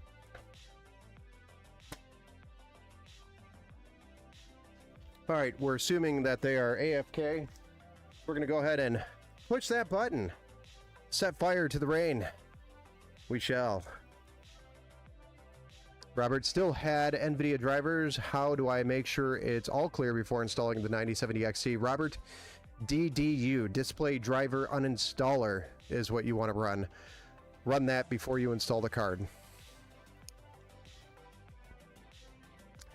John, 8 gigabytes is barely enough to do much of anything today, especially with Windows 11.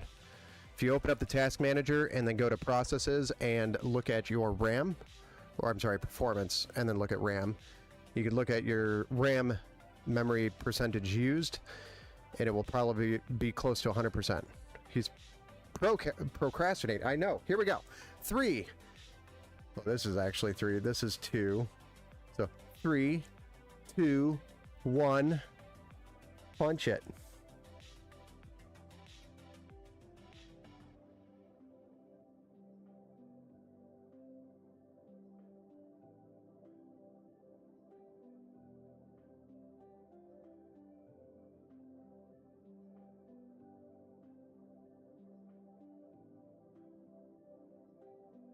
Oh, yeah.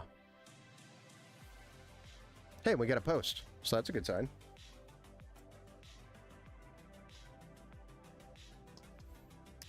But display driver uninstaller, Rob. Robert. She's looking pretty, I know. Looking real nice. Nice.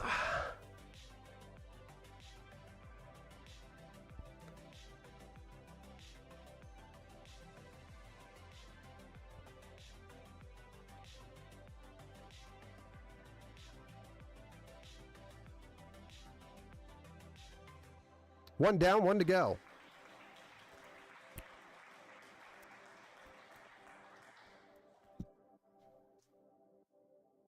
Thank you for the applause over there on Twitch, Tat. I appreciate it.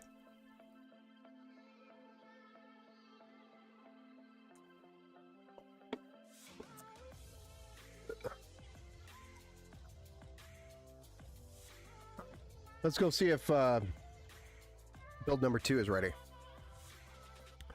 You guys want to do another build? I kind of have to do another build. It's definitely due. Don't really have a choice. Okay. Let me go message them and see if they're around. And let them know, hey, I'm done with the first build. We're going to do build number 2, which is their build. Which is actually build number 49. We're gonna surpass 50 on Monday. Finally.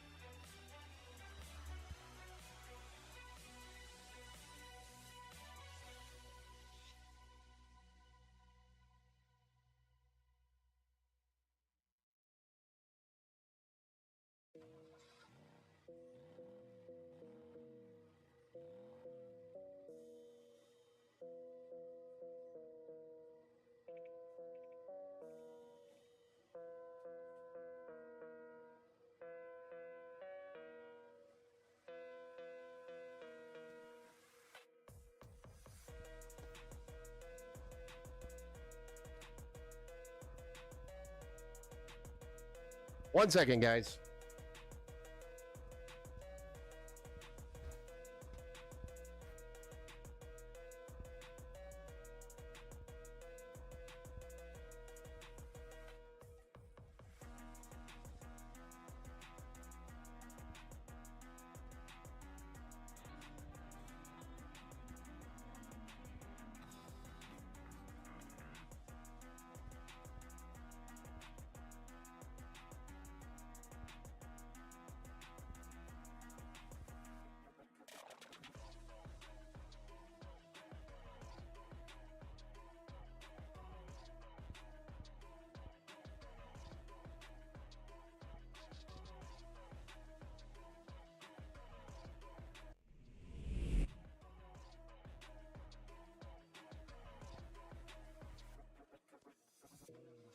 Okay, here we go. We're going to shut this down. Move on to Alex's build.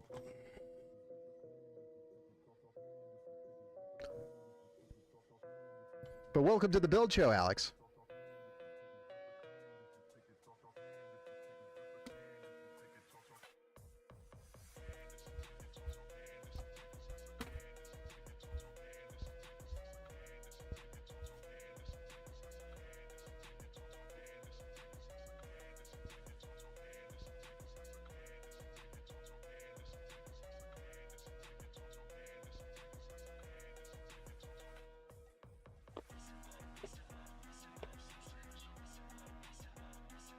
It's a nice sticker right over the top.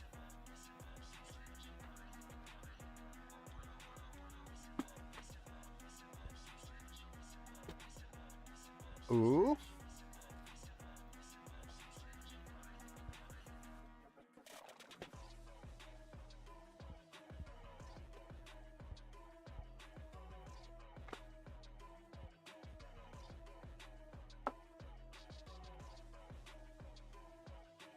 All right. All right, so Alex's build. Let's get started. Also, I won't be able to hear you. I'm in a factory, but still watching. You can always come back and listen to it. If you want later, you can always come back. We're at about the 2-hour mark when we're starting on your PC, so 2 hour. And I'll message you if I need to ask you something about the build. What about streaming, though? Because I want to stream almost every night, I can't do Mondays. What do you mean by that? Okay, there's a lot of chats here. Hold on. Yes, Robert. DDU will remove all NVIDIA specific options. Yes. So DDU, then pull the card, or shut it down, pull the card, put your AMD card in, and then install your new drivers.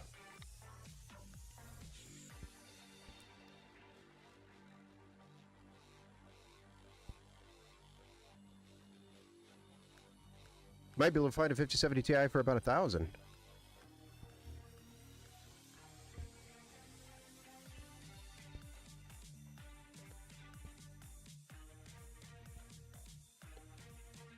Oh, thank you, Mike, over on the Facebook for the like, and Carter Andrews, as well as Aaron. Thank you for the likes.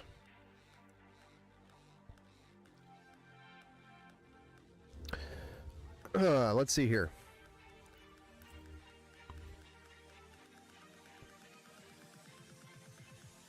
Yeah, I feel like the 7600 XT is fine for streaming.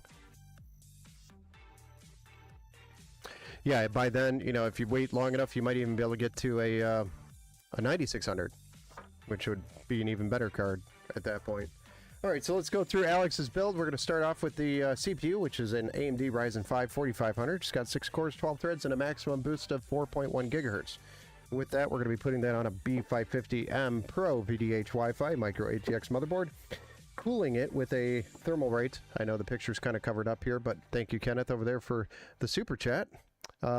Nothing against consoles, but PC is the way to go. It is definitely the truth. And Kenneth is actually something that came from a console, I believe, right? Kenneth, am I right? I think you were on the PS5, if I remember correctly. I have a terrible memory. And I do talk to a lot of people that are coming from console. But We're going to be cooling the CPU with a Thermalright Assassin X120 Refined SE White Addressable RGB cooler. And then we'll have a 16 gigabyte kit of RAM here, which is by Pinnacle. Or Pinnacle Conduit, which is just white RAM at that point, but it's a 3200 megahertz CL16 to 8 gig sticks coming out to 16 gigs total. And then we have a 1 terabyte M.2 NVMe SSD. I thought that was supposed to be Gen 4. And if it's supposed to be Gen 4, so let me grab another drive.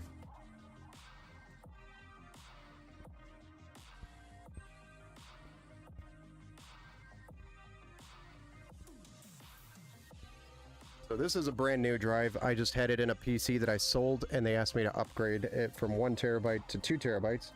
So that is a brand new drive. It just has Windows on it. So Windows is already pre-installed. Now we're going to wipe it and reload Windows, of course. But so 1 terabyte M.2 NVMe Gen 4 SSD. Don't know why I made the mistake of having a Gen 3 here for your build, but thank goodness I have other drives readily available. And then we have a RX 6600, which is an 8 gigabyte graphics card, which is the ASRock Challenger. I did try to get this in white, but it was there weren't any available when I went to go make the purchase, and then like 2 days later then they were available, and I almost was thinking about sending it back and getting another one, but it was going to delay the build. So I don't think it's that big of a deal, but if you want me to, we could still do that. Sedgetep GN 650 watt power supply with some white cable extensions, and we're going to be building in the Okinawa's Aqua 3 case, which means we have additional white fans that were selected for the bottom. So this gives it a little extra intake on the bottom of the case. So instead of pulling the air from the exhaust fans in, it's actually got intake fans pushing air in. So that is the build that we're going to be doing for Alex. It is an AIM 4 build. So let's get ready to build.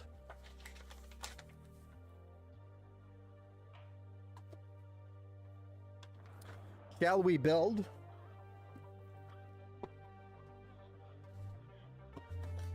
This one should go pretty quick, I'd say. Should go relatively quick. Let's go ahead and get started with the motherboard. The B550M Pro BH.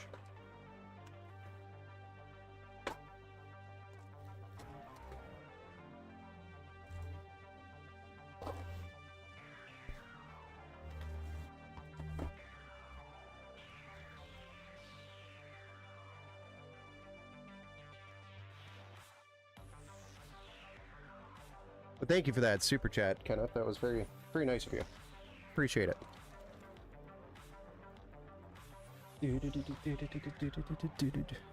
For sure. Yeah. I think everybody here agrees, yeah.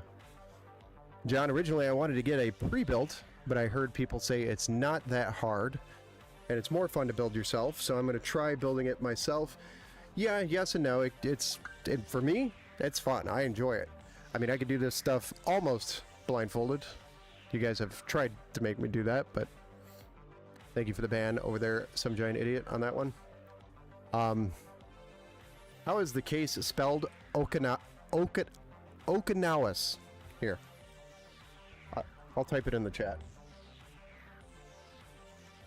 Or actually, I updated the build, so the exclamation point build will show it as well, but let me drop it in the chat for you. Okinawas.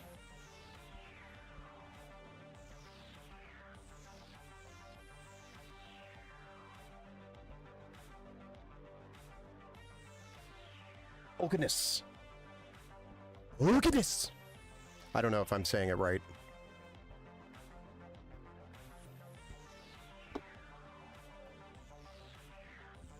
But here's our B550. Let's go ahead and get the CPU installed. So we'll zoom right on in here. So we're going to start with the CPU, install the RAM, and then do the SSD last.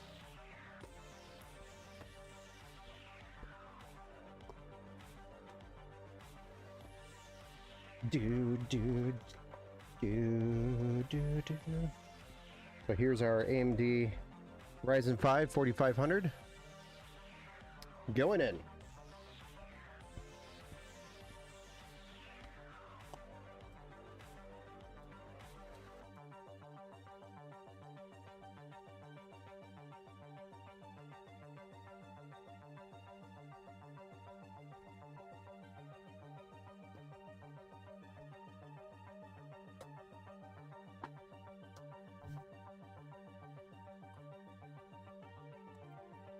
And then next up is our 16 gigabyte kit of RAM, which is by Pinnacle. It's 3200 megahertz, CL16, and it is in white. Kind of going with the white color scheme that we have. We're going to be installing that in slots A2 and B2.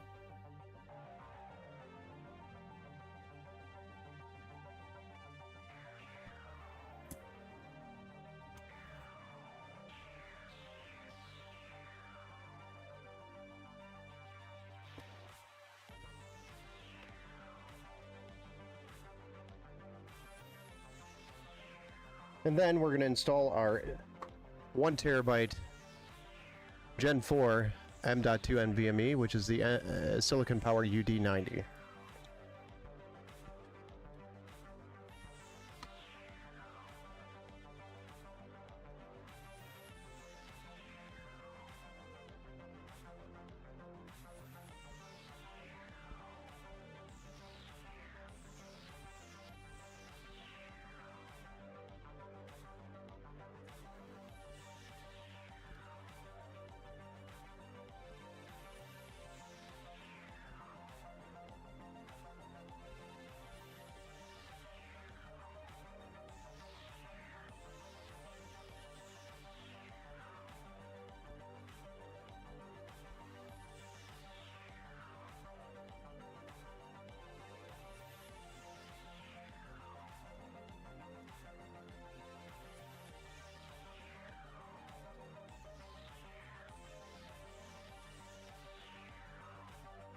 Next up, we're going to install the cooler, so I'm going to zoom out just a little bit to get this cooler installed. It is the Thermalright Assassin X120 SE. I know the box kind of has a big sticker on the picture, so you can't really see it. Unfortunately, that's how this one was shipped to me.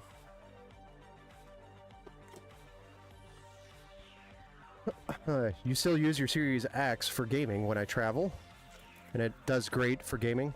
But PC allows me to do much more. Yeah, for sure. Series X and PS5 are the best for the price. 4K gaming. Biggest W from PC is Steam.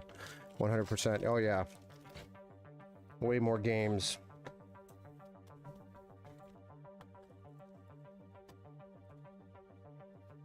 Not only that, but you could do more on a PC than just game. Which I know some of it you're able to do on the consoles now too. So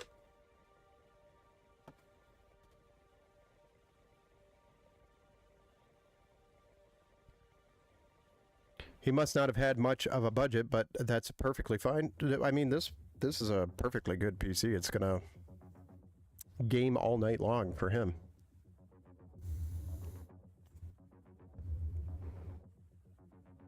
This PC is a great option to start on because you can get all the way up to a 5700 X3D. Power supply can get you up to probably a 5060 Ti, maybe a 5070 if you want to push it. So I mean, it's got some performance, and you can of course get up there on the RAM. There's another slot for storage. You can always add another M.2 drive. It's a good system to start out on because it has a decent enough upgrade path to work with that'll get him where he wants to go. You've never really had a desktop, you've only ever had laptops that weren't meant for gaming? Yeah, I hear you. Not a cheap hobby. Anything PC gaming is not cheap these days, and unfortunately it's only going to get more expensive as time goes on.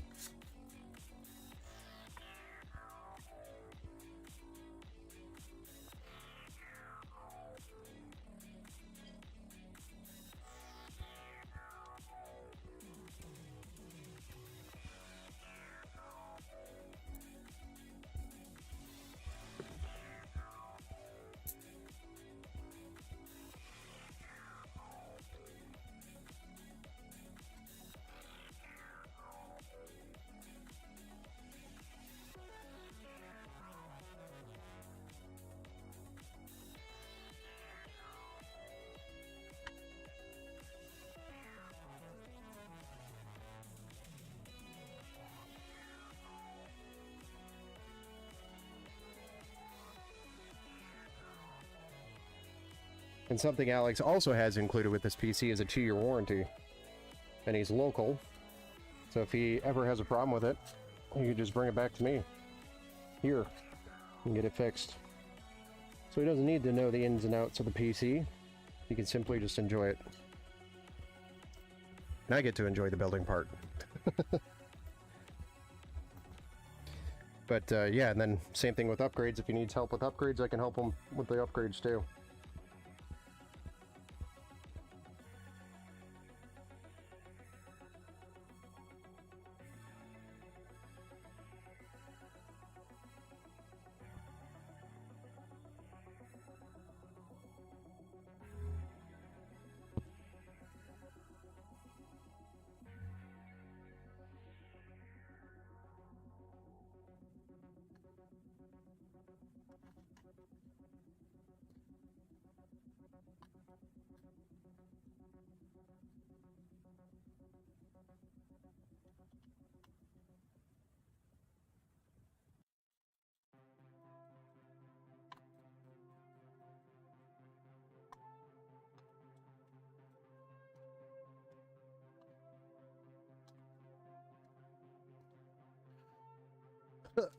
I can't believe what I paid 25 QX fans.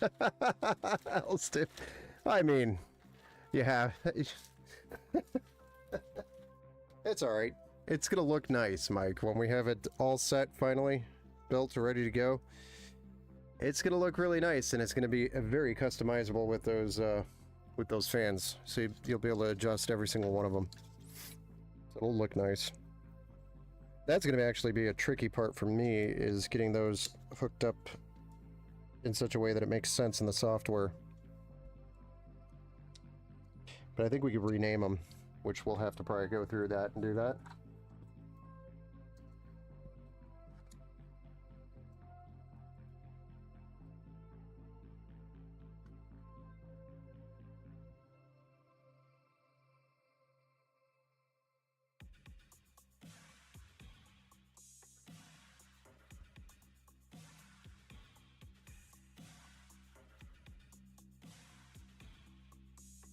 I need a zip tie.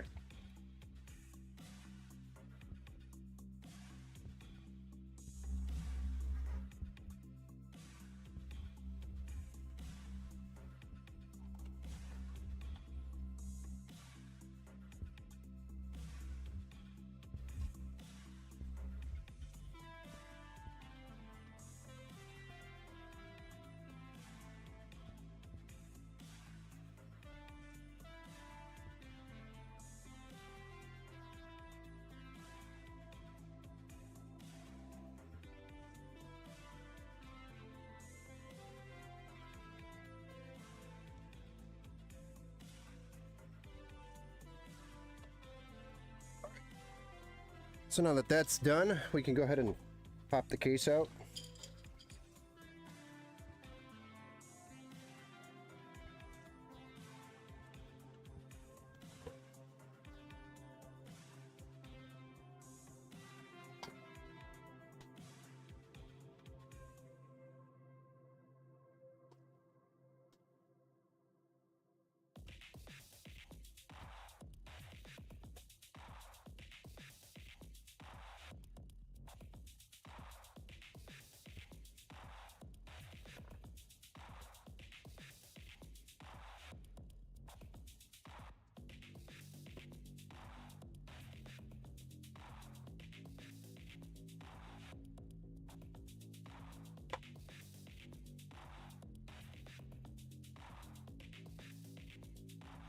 First, I have to fight with the box to get the case out.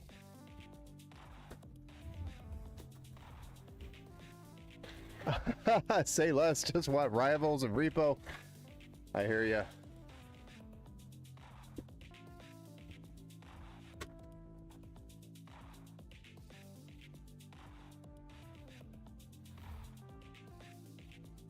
Hey, this is not good specs?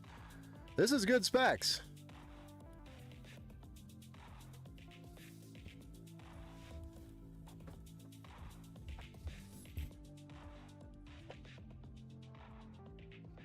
Aw, how cute. It's a mini box. Thanks. It's a micro ATX box. It's not a mini box.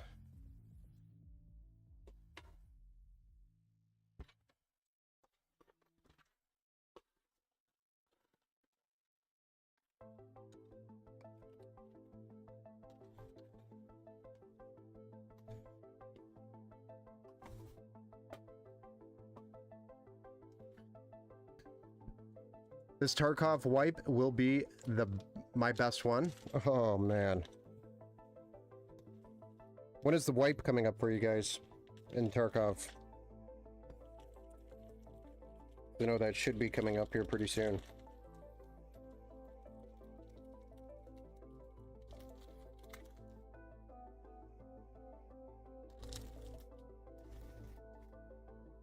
Ali!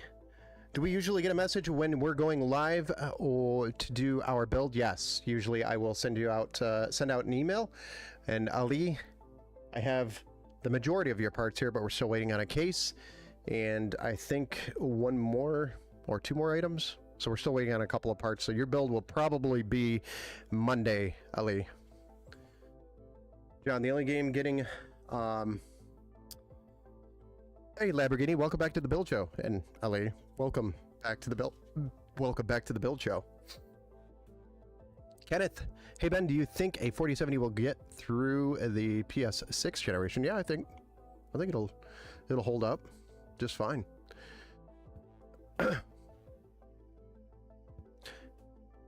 John, the only gaming that I have had is an Xbox, which I got near the end of 2024. Other than that, it's been Nintendo or laptop. Yeah, I mean, I've gamed on pretty much everything, so it's all pretty close to the same experience. PC, there's of course going to be way more performance because you're putting more money towards it, so you can get faster hardware, which you know, if you're playing competitively, is how I like to say, or you enjoy playing at that level, then obviously you want to put more money into your rig. It's just like having a race car. You can race as fast as your car can go. And the more money you put into it, the faster it's going to go.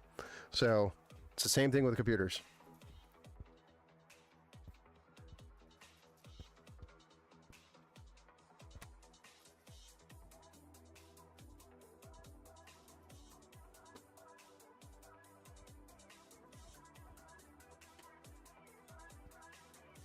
Just going to pop that panel out of there.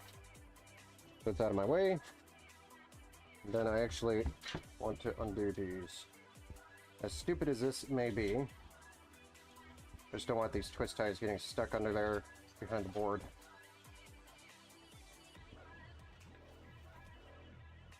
Free those up a little bit. And then I actually might even consider doing the EPS cable now rather than later.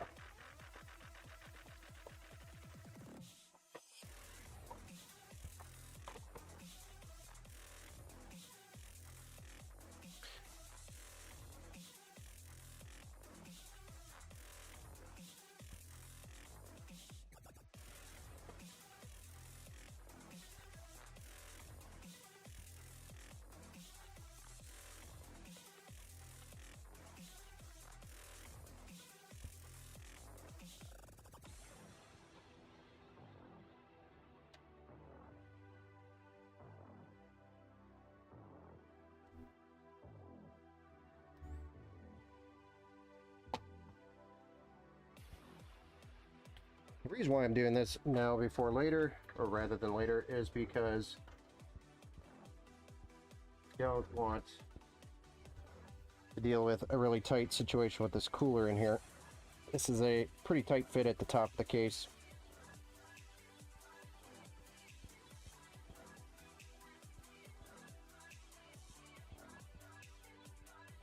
I'd rather get this in there now while the board's loose and I can move it around. Also need to put the back plate in there, or the I/O shield. Don't forget that. Have any of you done that before? Building? We got your I/O shield, and then at the end of the build you pick this up and you're like, huh.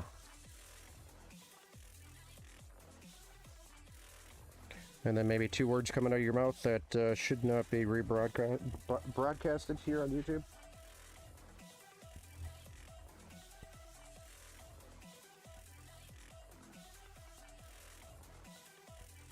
Okay, and then the other thing I gotta do, which I just realized, dang it, without special, is we gotta move that. Gotta move that stud. And add 2 more studs.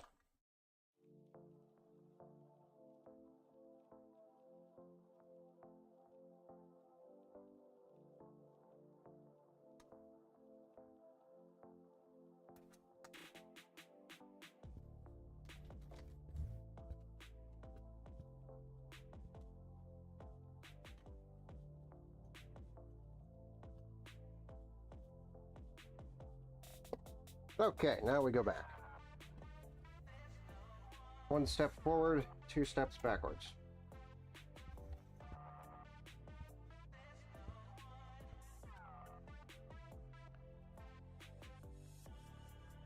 Now we can do it. Much better.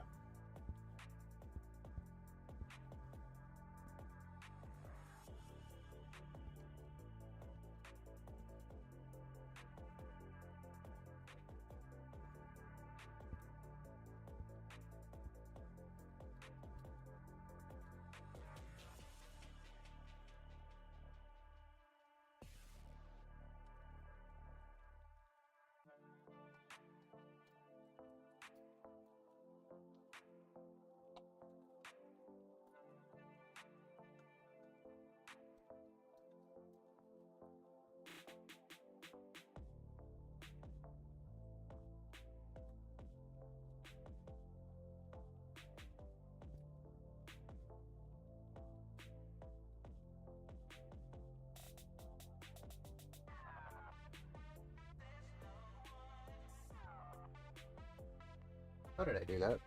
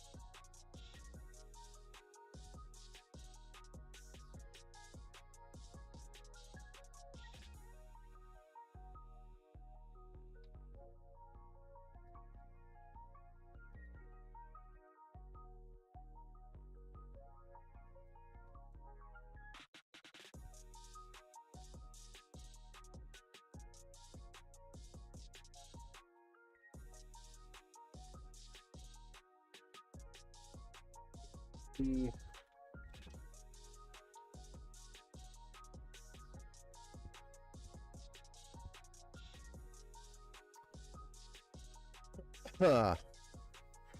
John, how should I cable manage my first build in a few years? Should I go basic or insane in between? I mean, it's all up to how you want to do it. Ultimately what it comes down to. So if you want to cable manage to have it look really nice, then by all means, go for it. Do it that way.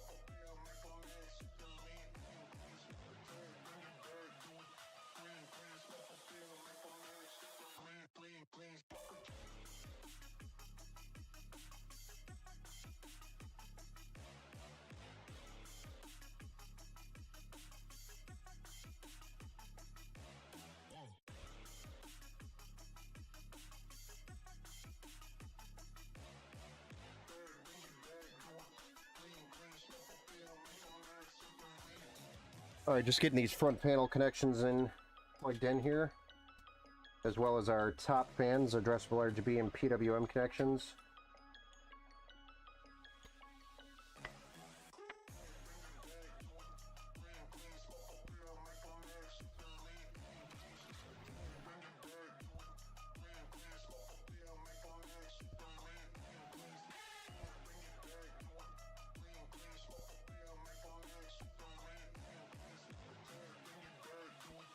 But it's coming together. Yeah?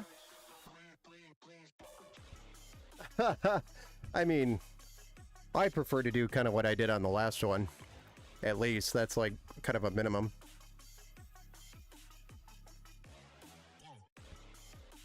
Well, if you want the front to look good, just kind of follow what I'm doing, which is make sure you route all the cables in areas that make sense to where they need to go. Not route them from like the bottom all the way up to the top and then have a bunch of cables in front. Don't do that. Just run them through the holes that are there for a reason. You know, and it'll make the front side of it look nice and clean, as long as you run those. But let's go ahead and install our 2 additional bottom intake fans. These are 15 millimeter, so that he could put in a bigger card, because I know this case is a little bit of a squeeze. Can be a tight squeeze.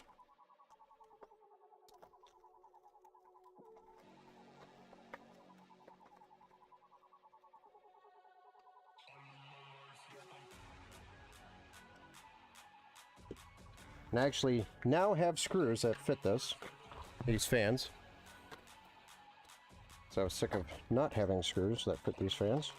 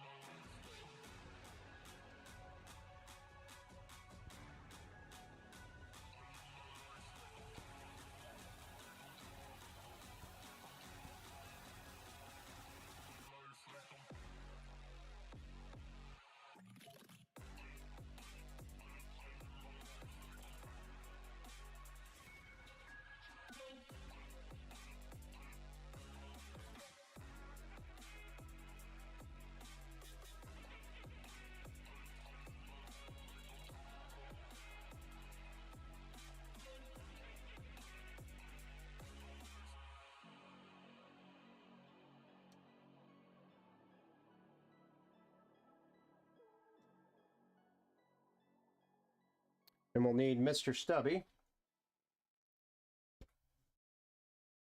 to complete this.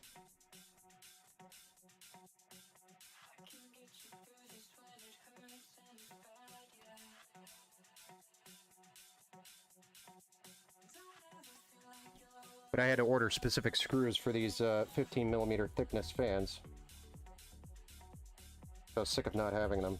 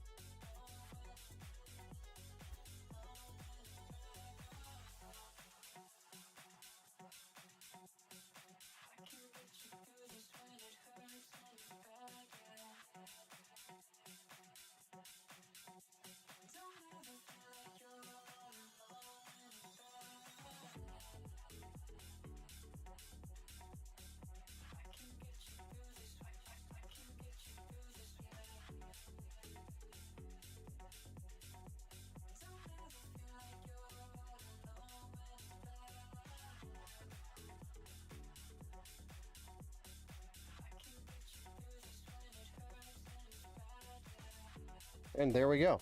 Bottom fans are installed. Let's go ahead and do the 24 pin. We can also install a graphics card next.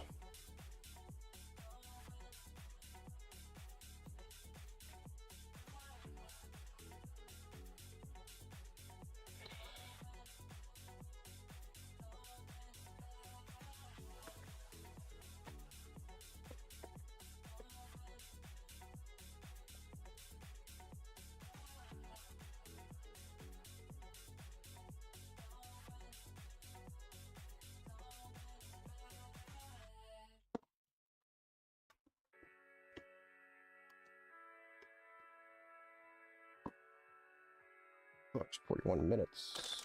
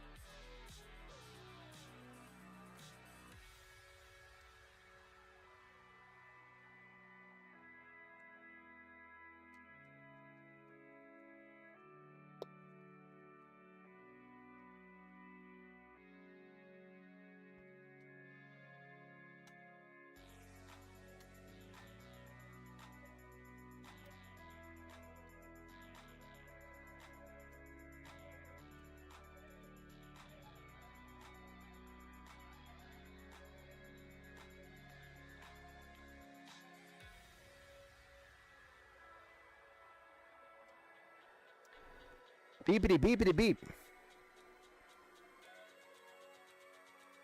Got me good.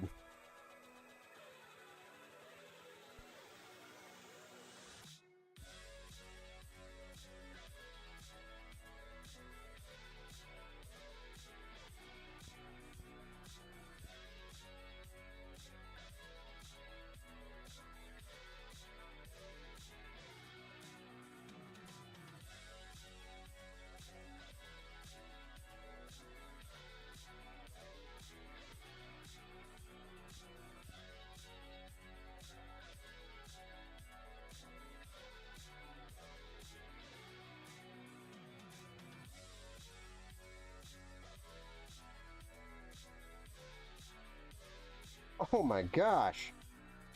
Let go.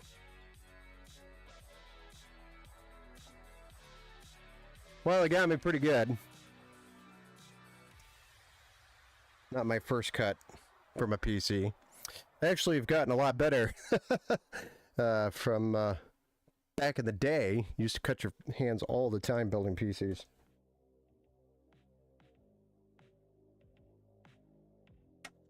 Well, Alex, I hope you don't mind. I'm putting my blood, sweat, and tears into this build. Quite literally.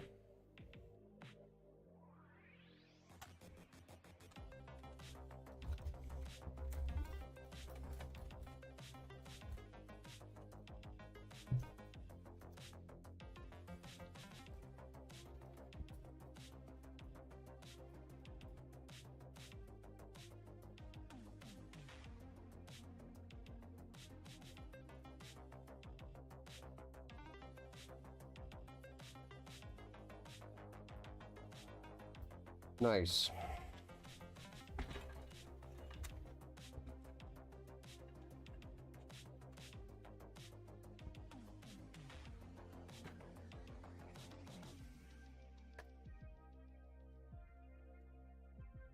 What a bloody mess. And DNA. Yes, and my DNA is going into it. I'm famous one day. Go find Alex's PC and you'll find my DNA.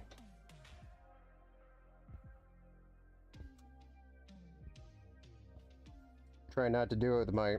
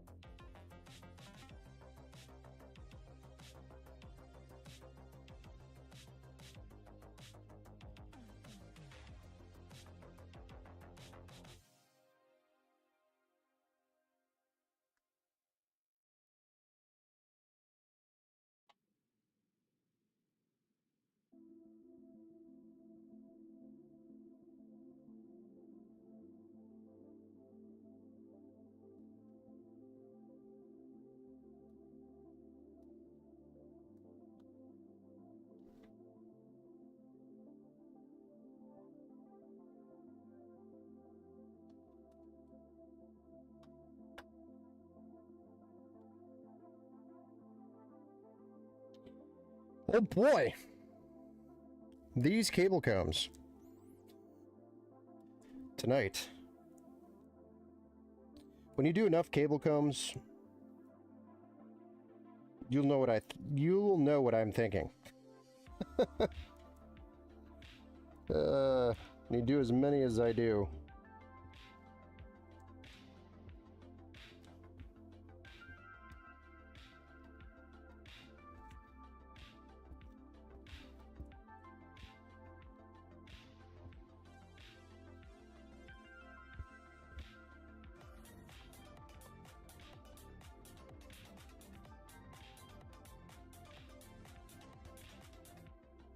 Well, thank you, Tat. Is NVIDIA streaming encoder that much better than AMD to get NVIDIA for streaming? Or is AMD good enough? In my opinion, anybody that asks me, hey, I want to build a streaming PC, I always tell them, go NVIDIA. And it's because of their encoder, decoder. It does a pretty good job. So, not that AMD can't do it. It's just NVIDIA does it better.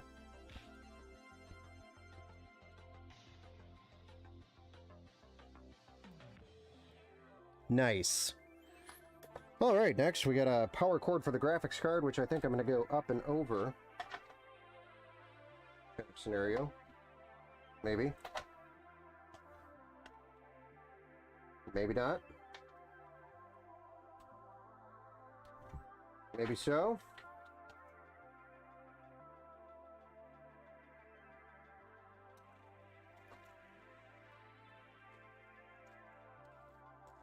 Already cut my finger open, so why not? Let's do more cable combs.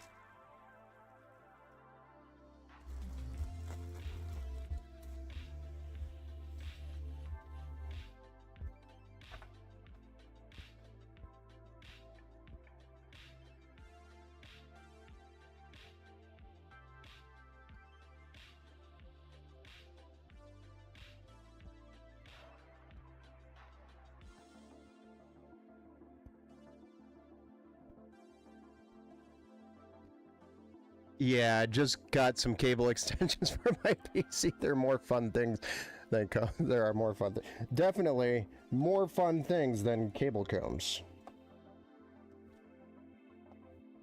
They do have cables with pre-combed cables, but they just don't hold as good. They're very loose.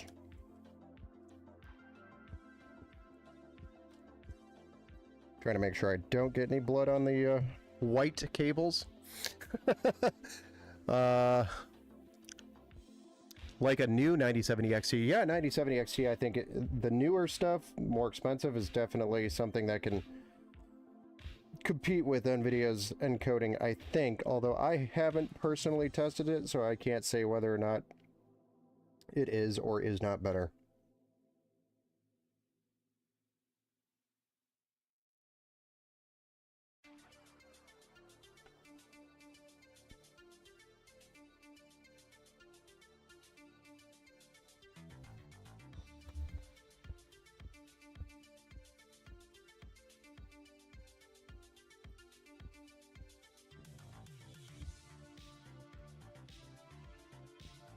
Yeah, not bad.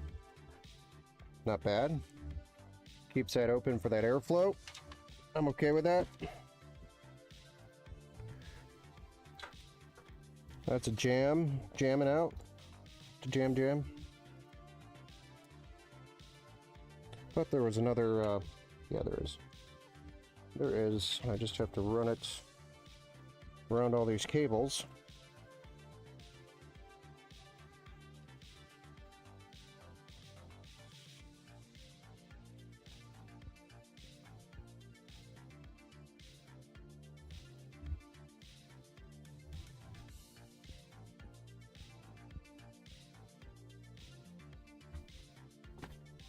There we go.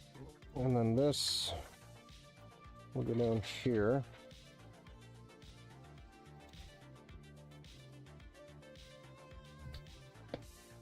We'll just do one of these.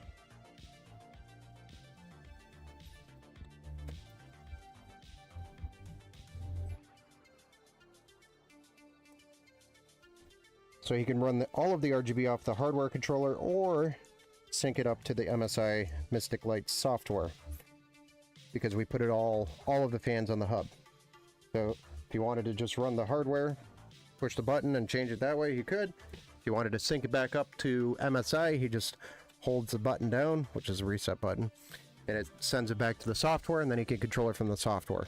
So that's why I kind of did it the way I do it, or did it.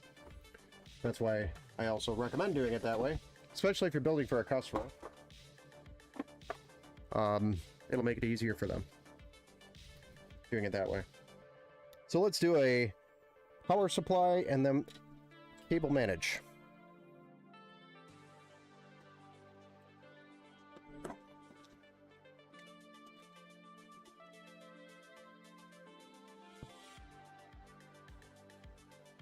Duh! Don't knock that over.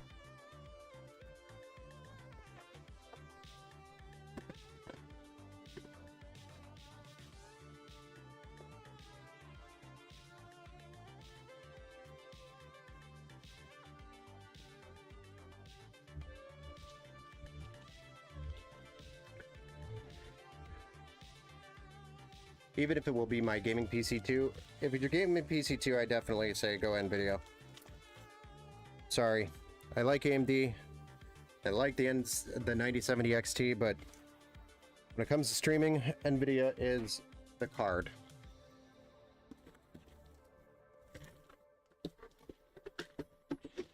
And I won't change my mind until AMD proves that they should change my mind. Or my opinion. That's my opinion in my mind.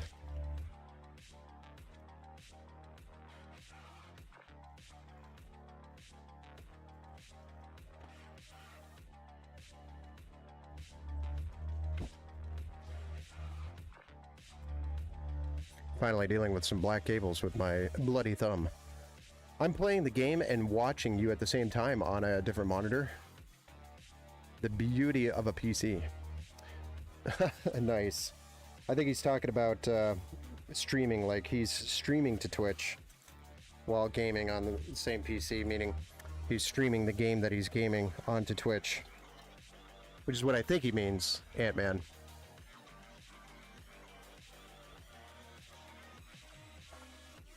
And if I'm wrong, you correct me. I don't know everything.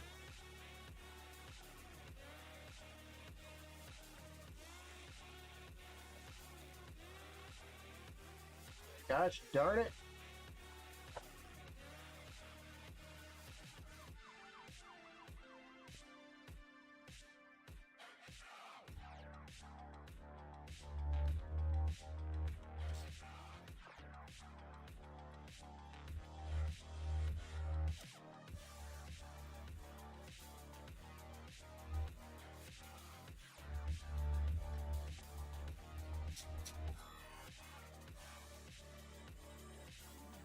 That is but a minor inconvenience on the thumb. It's now entered the stinging stage. I might not make it, guys. Don't let me bleed out. I'm joking, of course. Don't overreact to my sarcasm.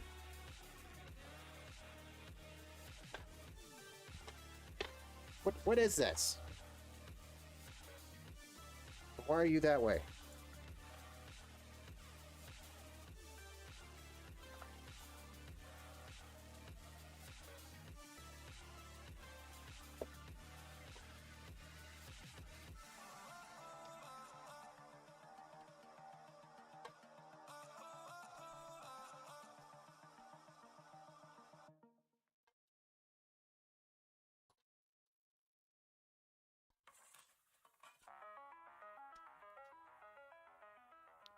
Well, it sounds like the music has flipped over back to the top again.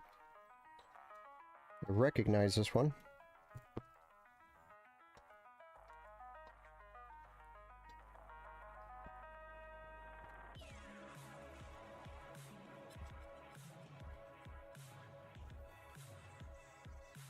Okay, so now that that's done, we'll zip tie this up here. Actually pretty impressed that this stayed in one place that entire time. Kind of expected it to explode everywhere.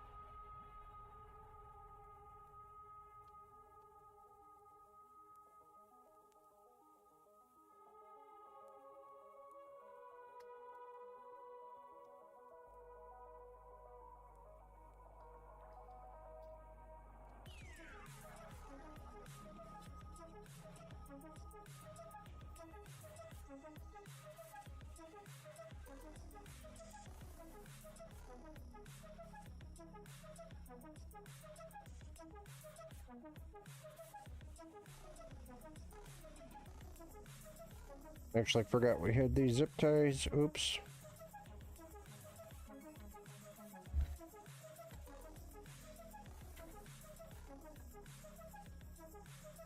Not the end of the world.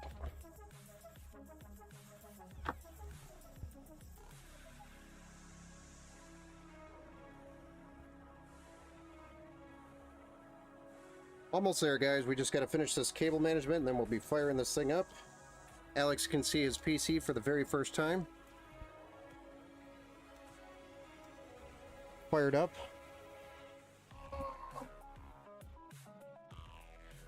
Nice. $150 a month by learning cut my own hair. And that's my budget for saving towards tech. Nice.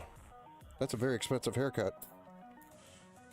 I think I get a haircut every 2 months, maybe 3. I don't get my haircut very often.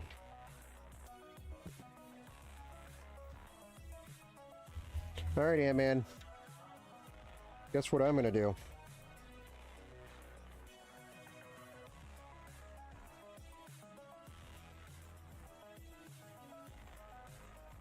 We really don't have a choice. Fact of the matter is,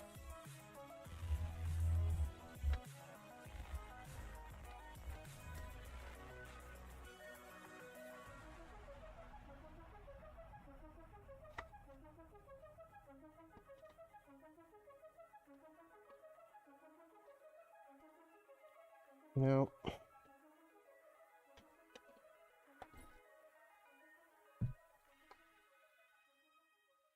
I just want to get it right there.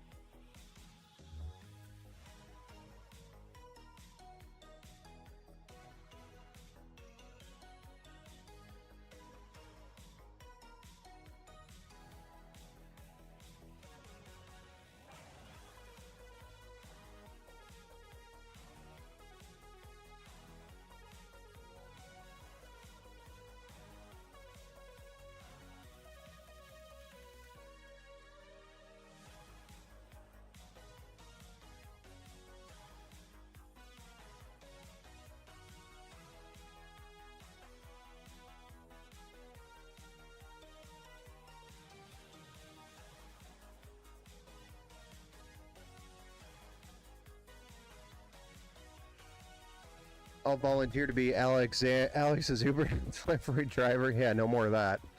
I don't accept those anymore. Mike Thompson, is a 3070 enough to stream from? Oh, yeah. I'm streaming from a 3070 Ti right now, man. I mean, that's like a $300-ish card. 3070 right now on the used market. You could get it for like $300. Yeah, John. When you start working, you can definitely save up some money. It's obviously going to help a lot, a lot more, a lot quicker. Maybe talk to your mom about picking up some work around the neighborhood or something and see if anybody's looking for some help. That's what I used to do. Except I lived in kind of like a farmy type area, so there were lots of farms in the area.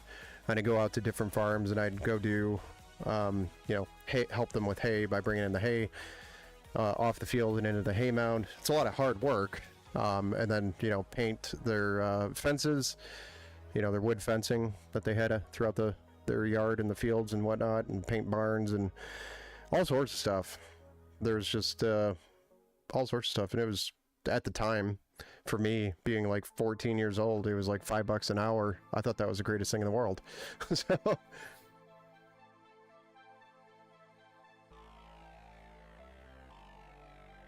Well, you said I shouldn't try streaming from a 6800 XT.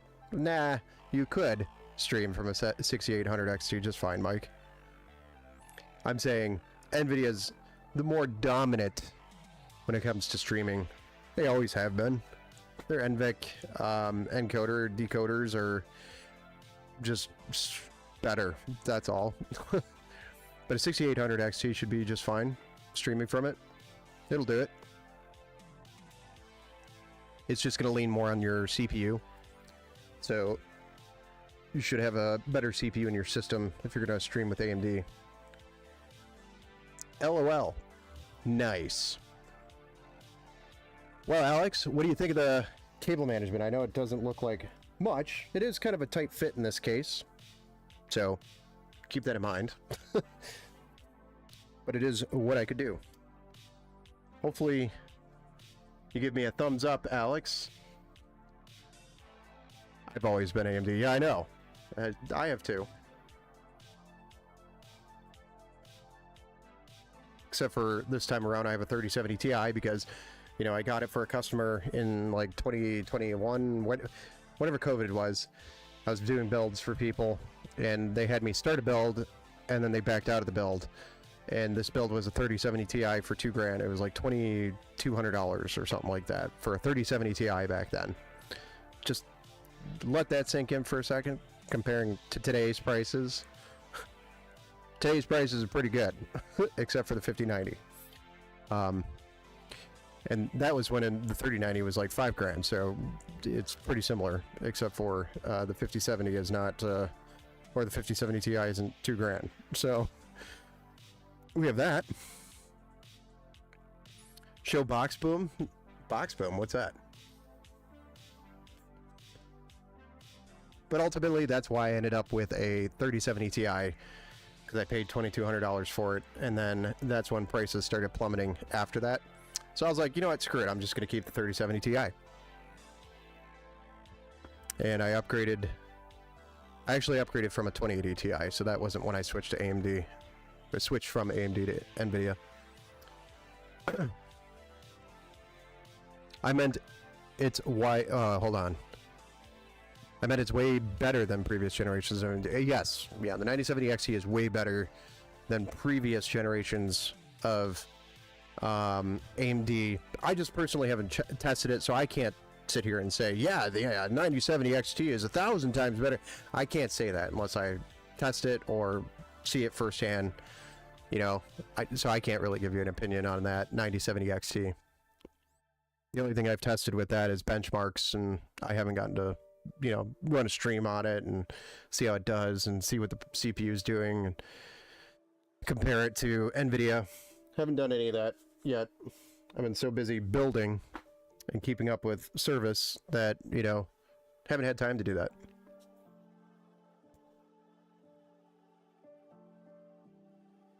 Oh yeah, that's a shoebox bomb down here. Do not touch that. Ignore it.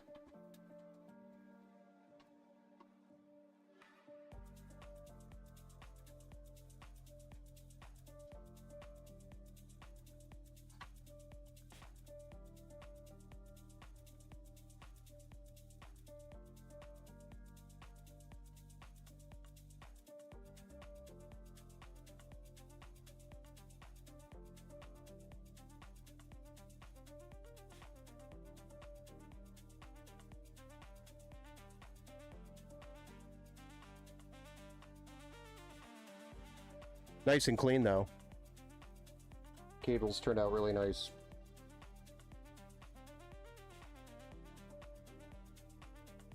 I do like it. Alright, let's put the front panel on and clean up this hardware, plug it in, and then we'll fire it up. So I hope you're around, Alex. We need you here to tell us to push that button.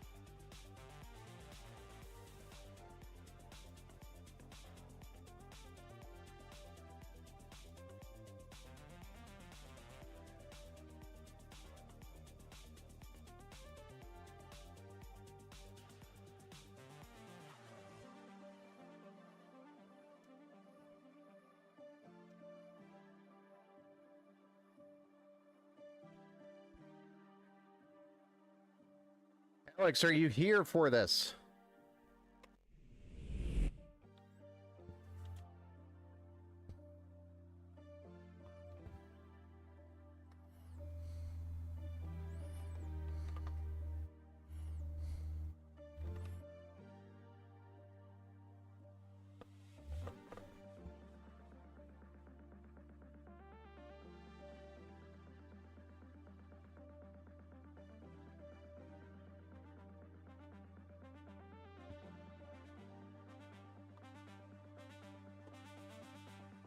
He was here in the chat earlier.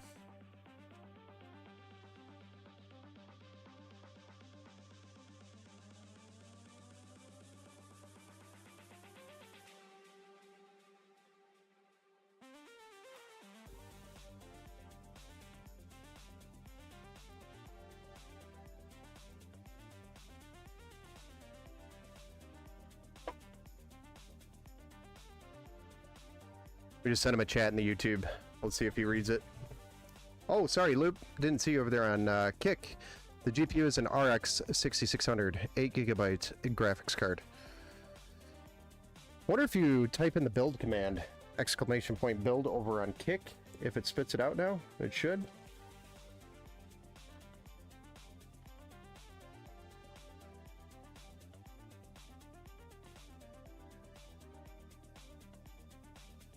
Should. Streamlabs is supposed to be sending that over, but apparently it does not work. I'll have to look into that later. But it's a Ryzen 5 4500, 16 gigs of DDR4 3200, 1 terabyte M.2 Gen 4 SSD on a B550 Pro VDH Wi-Fi by MSI, RX 6600, 8 gigabyte, and a Thermalrate Assassin X120 SE tower air cooler, Sedgetep 650 watt 80 plus gold power supply, and a Okinawa's Aqua 3 micro ATX case with some white sleeved cable extensions, and then we added two 15 millimeter thickness 120 millimeter fans to the bottom for some intake. Nice combo? Yes, it's a nice combo. Happy Friday to you as well, sir. We're waiting for Alex. Should I buy a 4060 new or 3070 used refurbished? If you're going to go between the two, the 3070 is going to be the better card. The 3070 used will be a cheaper, better price to performance. Price per dollar, or performance per dollar. The 3070 will be better. You should be able to find a 3070 around $300. And in some cases, you might be able to find it for less.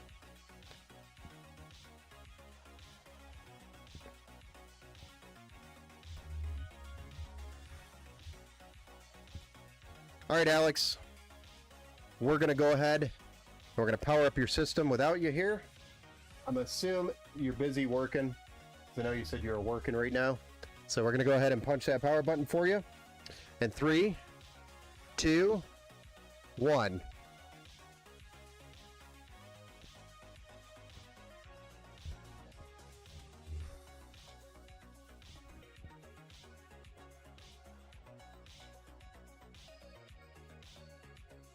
Yeah, there's definitely going to be a risk buying used, John.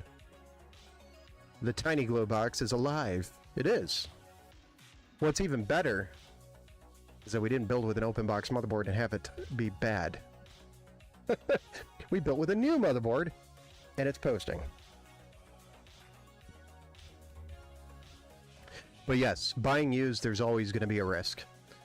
For example, my last stream on Tuesday, I built with a open box MSI motherboard.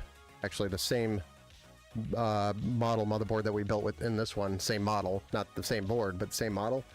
And it ended up being a bad motherboard. So now that I've built a PC, I have to rebuild a PC because there's a bad motherboard. So if you are going to buy used, definitely try to test the parts outside of your case before you introduce it to your system, if you can.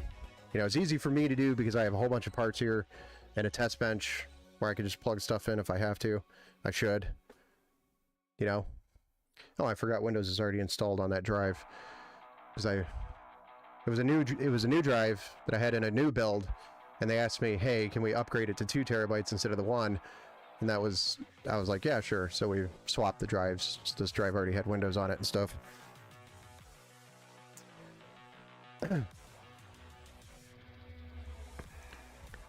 Is risk worth it, or should I just get a slightly worse GPU new?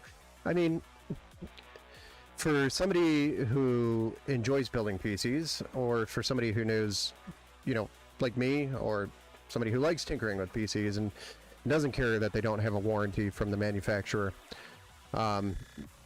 it's kind of, it makes more sense for me to just go to the 3070 versus a brand new 4060. For you, that, you know, you're investing in this, and this is a large investment for you. So buying something used and then having it fail a couple weeks later is really going to suck, because you won't be able to return it anywhere and get your money back.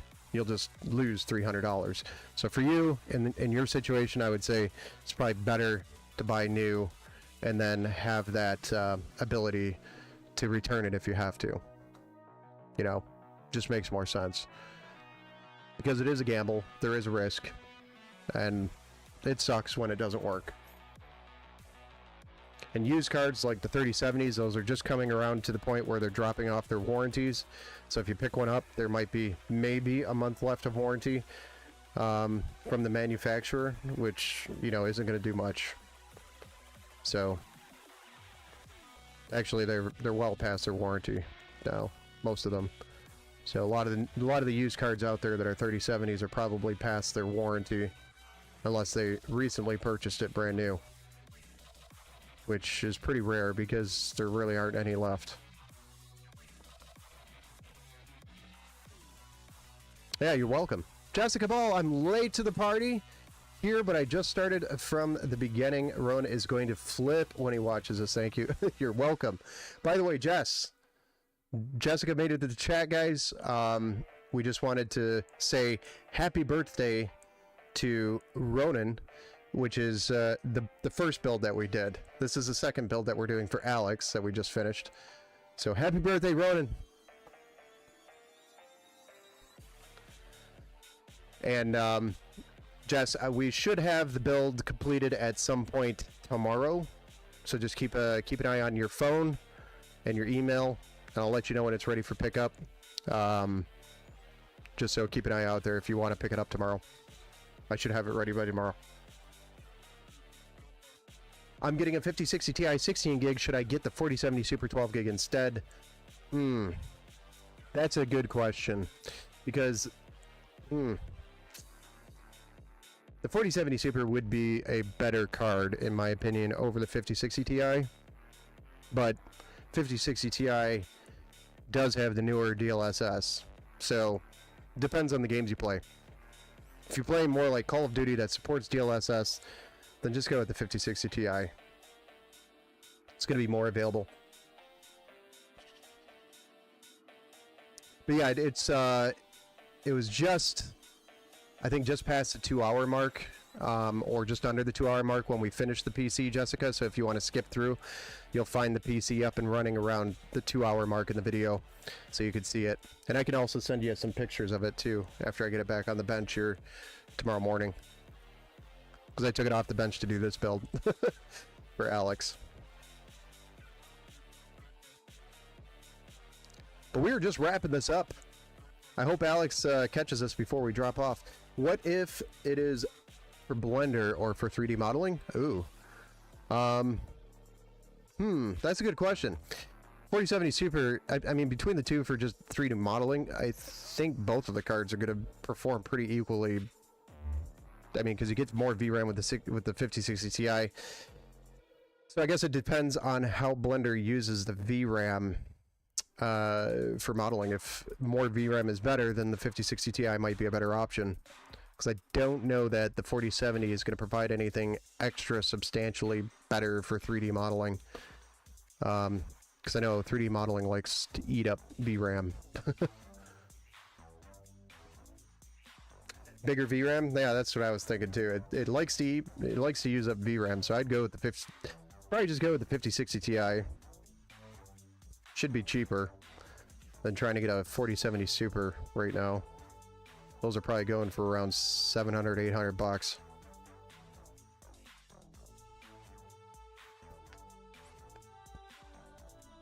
And I don't even know why, because the 5070 Ti is widely available. Thank you for the answer. Yeah, no problem. Tat, how does those thinner fans cover a normal size one? Cool over a normal size one. They don't cool over. They're just... I don't know what you mean by that question, Tat. Can you rephrase it? Just don't get bamboozled getting a 5060 Ti 8 gig. Yeah. I mean, I mean, they were pointing out 5060 Ti 16 gig specifically. So I think she understand, or they understand. I keep saying she. I don't know. I'm thinking I'm talking to Jessica for some reason. I don't know why. I'm tired. As in, does the thinner ones cool as good as the normal size ones? Probably not. But it's better than not having any fans down there at all. So it's pushing air. I mean, you can feel it. It's definitely pushing air through. The thinner ones are for use case scenarios such as this, or if you have a radiator that's going to be bumping up against your RAM and you need to put thinner fans up there, you could do that, but I prefer to obviously go to the thicker fans if we can. Now in this situation I could have put thicker fans in here, but what that does is it limits his upgrades later in the future. So if he gets a thicker card, graphics card, then the fans would be in the way. So that's why I prefer to put the thinner fans in this case on the bottom if they select that option. Nice build, Ben. Thank you, Jess. Thank you. I actually like those thin ones. I didn't know they had them like that. Yeah, there's use case scenarios for them, such as this.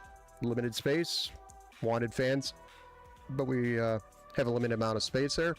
These are 15 millimeter thickness. So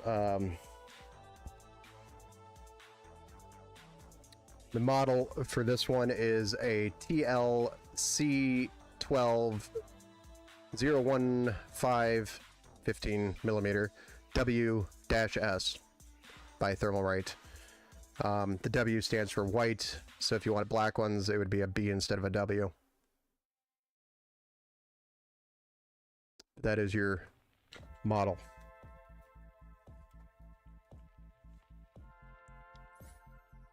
But yeah, they're handy for situations like this. Could someone use normal size one on one size of a AIO rad and thinner ones on the other to push pull? Yeah, definitely you could do that. It's just I would call out that the thinner 15 millimeters will not last as long as the full-sized fan lifetime. They have a shorter lifetime because they're smaller bearings. So you will eventually be replacing the thinner ones well before you replace the 25 millimeter. Ooh, interesting. I've seen some use thinner ones on GPU fan swaps on deshrouding. Yeah, you could do that. I mean, they'll move air. They move a lot of air. Poor small things never get no love. Yeah, I know where you're going with that, Tat. I know where you're going with that, but I'm going to try to keep it G-rated for the kids that watch the show. Try.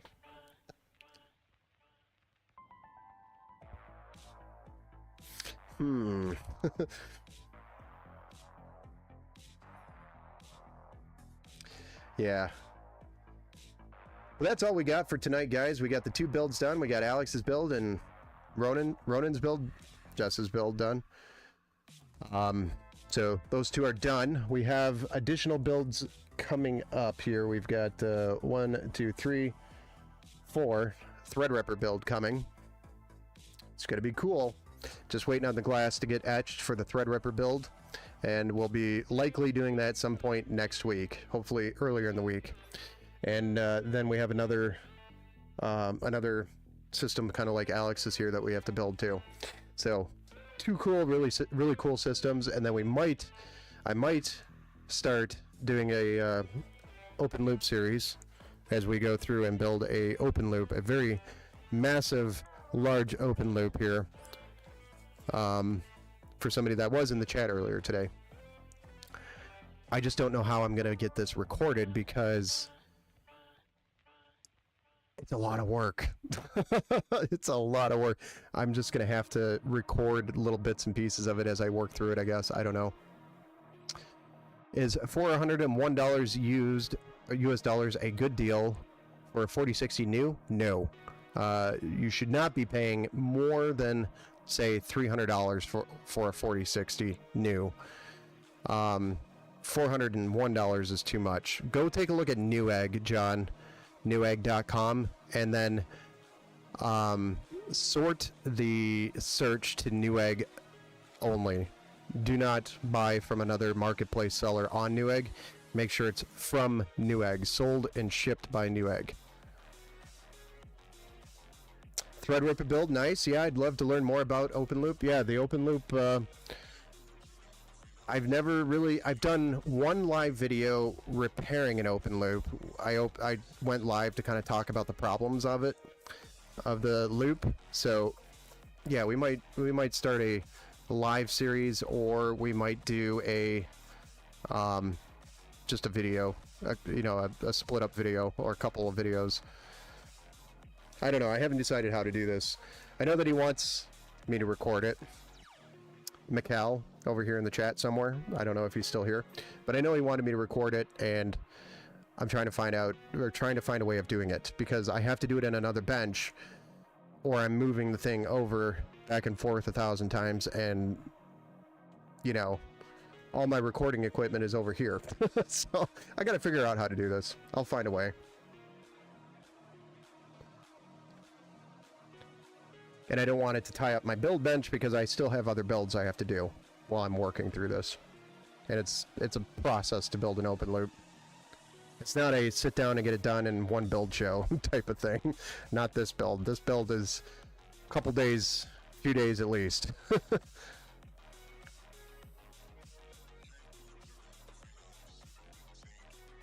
That would be cool, Ben. Love to see it. All right, yeah, I could do that. I'll make it happen. I just got to figure out how to do it. Hey, what's up, bro? Javier. Welcome back to the build show, sir. Unless this is your first time here, welcome to the build show if it is. Actually, don't know if you've been here before or not. Not jogging the memory.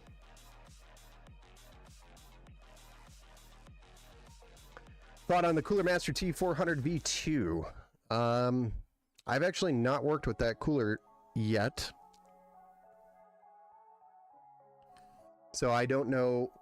I don't really have an opinion on it. I don't do a ton of work with Cooler Master anymore. I used to do a ton of builds back in the day with Cooler Master. Cooler Master was the brand to buy back in the day. It was like the mainstream brand that you would buy. That was quality. You can only find it refurbished one. Even this, because I know there's they had MSI 4060s in stock. They were like maybe 300 and something. They were a little over 300, but that was kind of the cheaper one that you could find new. You can buy that refurbished one from Newegg as long as it has a return policy. So if it says that you can return it in 30 days, then yeah, you should feel fine buying that if you wanted to. The algorithm just recommended you. It's not a cooler, but a case. Oh, okay, the case. I don't know. Just in general, Cooler Master, I have not done a lot of work with them in a while. And that kind of shows you, my knowledge on Cooler Master is pretty limited, because I just haven't done a lot of work with Cooler Master.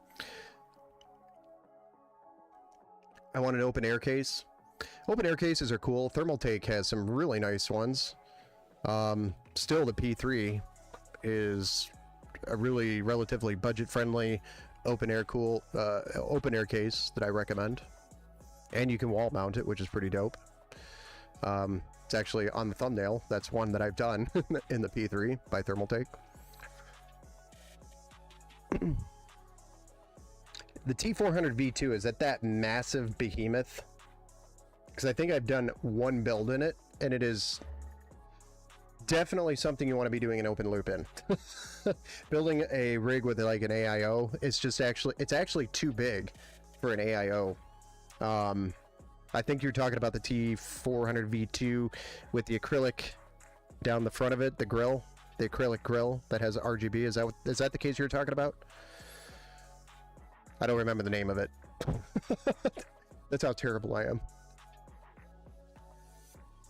But that one was actually too big for an AIO. The radiator would be mounted too far away for the hoses to actually reach where the CPU is. So I do not recommend doing that if you're going to be doing just an AIO. It's going to look funny. It's a lot of extra space in there. Definitely something you want to be doing with a massive radiator fan sandwich with push-pull. Or, you know, you could do a radiator in there, but I would make sure you're doing something with long hoses. That's all. Radiator with long hoses. The other, I mean, it's an open loop case, if that's the case that we're talking about, the one that I'm thinking of, that you're asking about. I don't know, he probably dumped after I said I don't know anything about Cooler Master. Don't know why I'm rambling on about it then. Okay, but we're pretty much wrapped up here, guys. Maybe someday soon we'll do more with Cooler Master. I don't know. I don't know their new stuff. Has a return policy for 30 days, and yeah, you're fine buying that, because then at least you can return it back to them if there's something wrong with it. So just make sure you don't buy it and hold on to it longer than 30 days before you start building with it. Or I could get a $330 new one. There you go. That sounds good. That doesn't include tax and shipping, so it's probably going to be more like $350 something dollars. 358 or something like that. 350 something. That'll be your actual price after taxes and shipping. Ugh.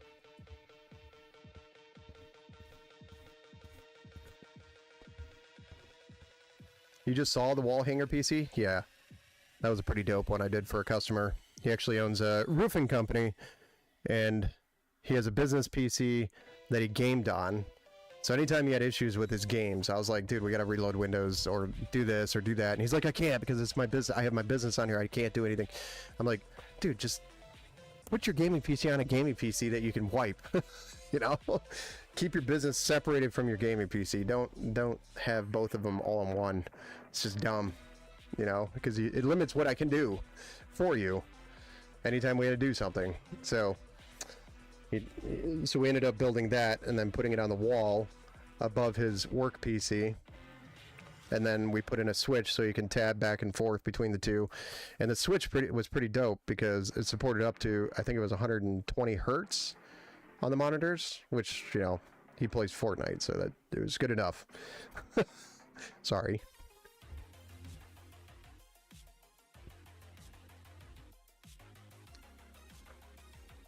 A 330 new or a 300 refurbished. Yeah, that's basically what you're at. Or you could go to the used market and take a gamble on it. So those are your options today, unfortunately.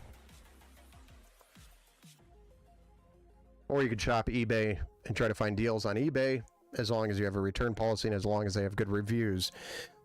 The seller has a good positive review, so you don't get, you know, screwed.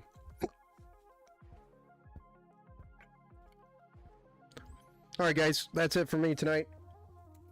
Happy Friday. Thanks for hanging out while we built Jess's computer and Alex's PC. Hope Alex gets to see the end results. Haven't seen them since the beginning. So let me know if you guys need anything. If not, should be back to a build stream on Monday. Saturday, I'm not going to be able to do a stream unless it's early in the day tomorrow. Happy Friday.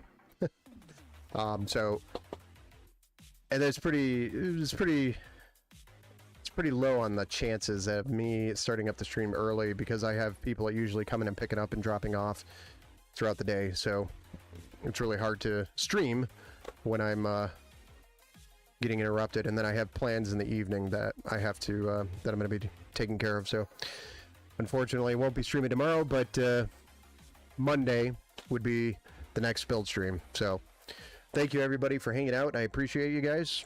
We'll see you on the next one Monday.